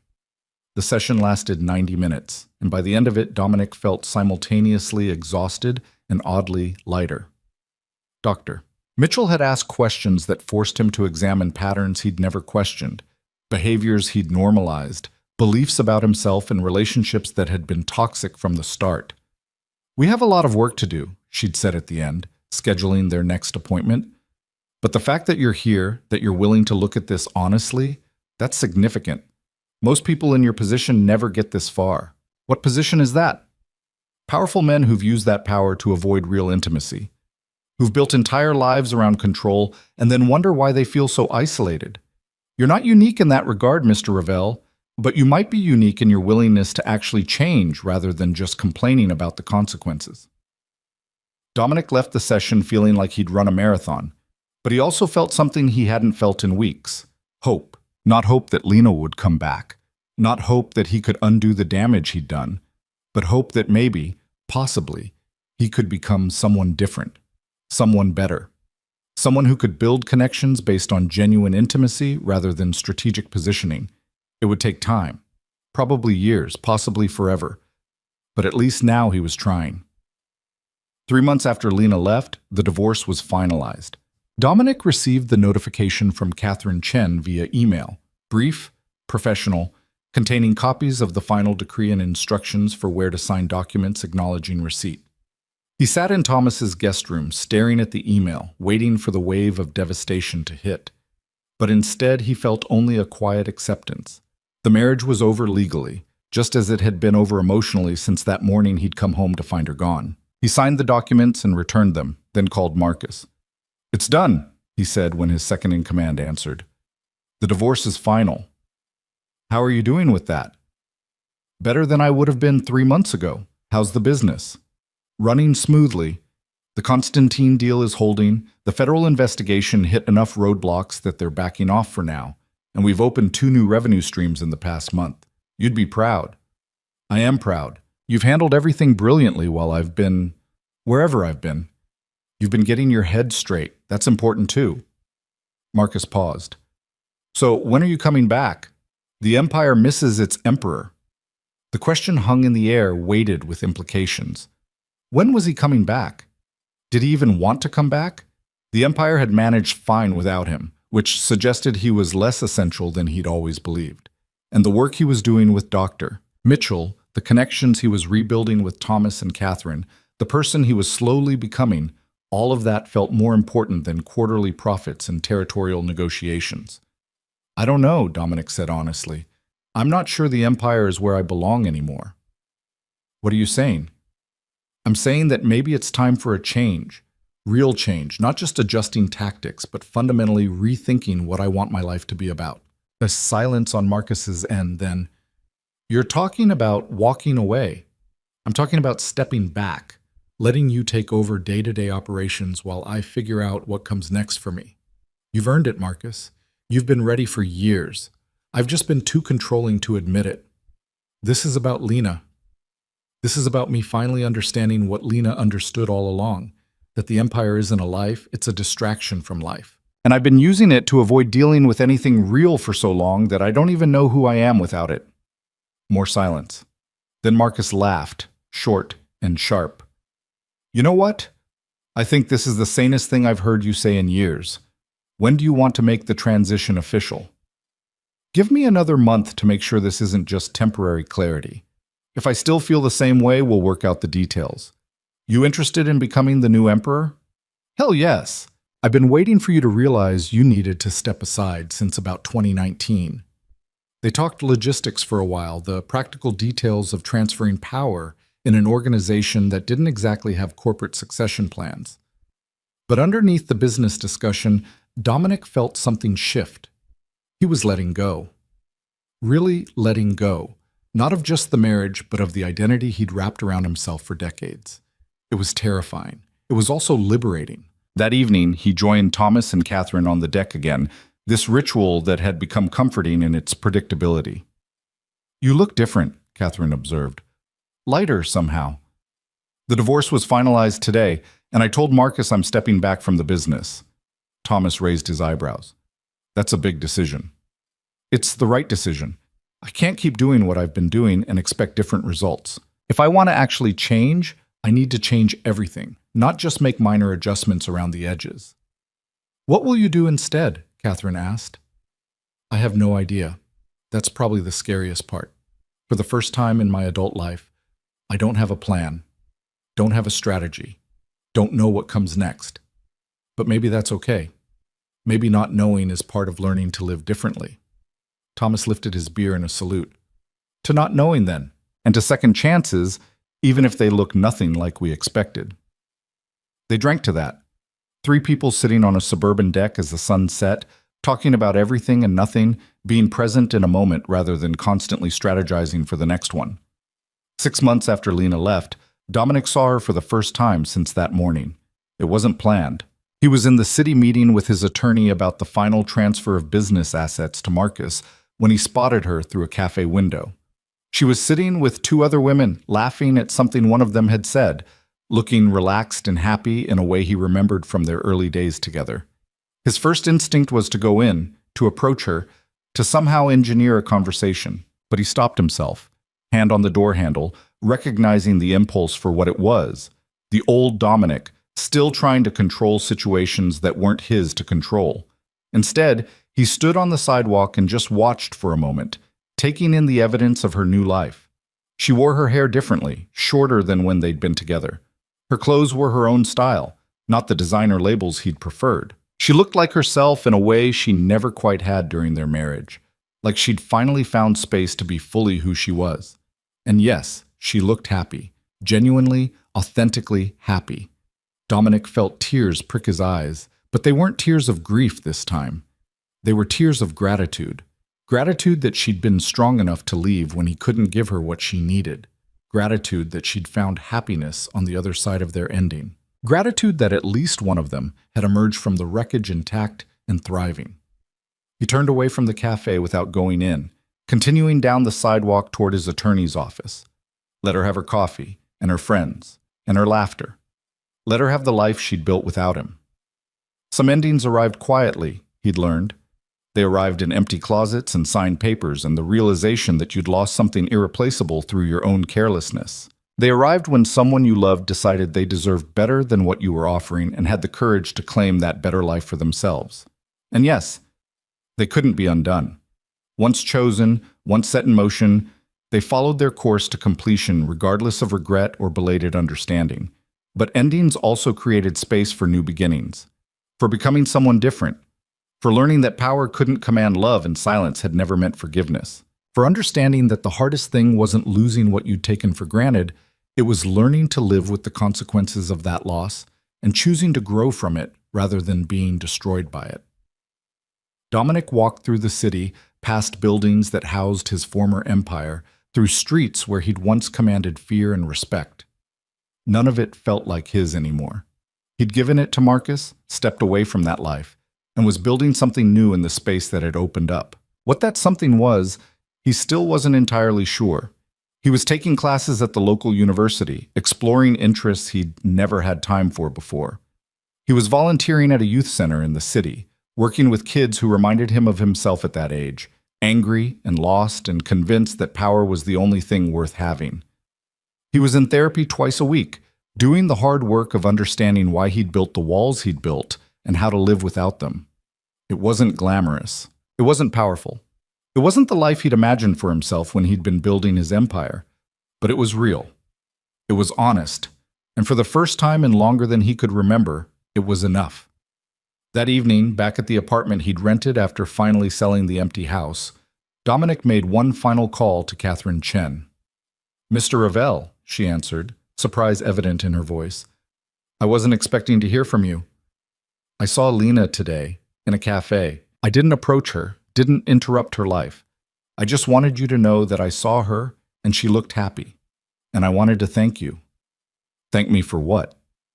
"For protecting her, for helping her get free, for being in her corner when she needed someone who would prioritize her well-being over everyone else's comfort. You did good work, Ms. Chen. I know I made it difficult, but you did good work." He could hear the surprise in her silence before she spoke. "That's unexpectedly gracious of you, Mr. Ravel. I've had time to gain perspective, to understand that Lena leaving was the best thing that could have happened to both of us. It destroyed me initially, but destruction creates space for rebuilding. And I'm rebuilding into someone who might actually deserve genuine connection someday, even if that connection is never with her again. She'll be glad to hear you found peace with it. If it's any consolation, she speaks well of you now, not about the marriage, but about who you're becoming. She seems genuinely hopeful that you'll figure out how to be happy." The information settled warmly in Dominic's chest. Lena was hopeful for him. After everything, after all the damage he'd done, she could still find it in herself to hope he'd find happiness. That was grace he didn't deserve but would accept anyway. Tell her that her hope isn't misplaced. I'm getting there. Slowly, messily, but getting there. I will. Take care of yourself, Mr. Ravel. You too, Mrs. Chen, and thank you again for everything. He ended the call and stood at his apartment window, looking out at the city lights.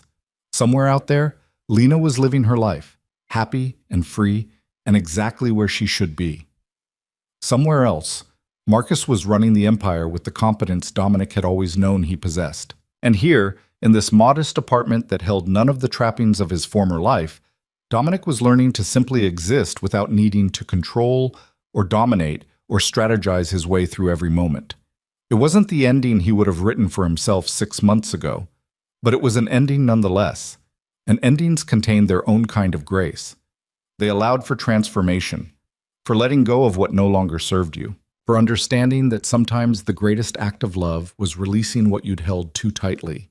Dominic had loved Lena in his limited, damaged way, but he'd loved control more, and that had been the fatal flaw. Now, in her absence, he was learning a different kind of love. Love without possession, care without control, connection without domination.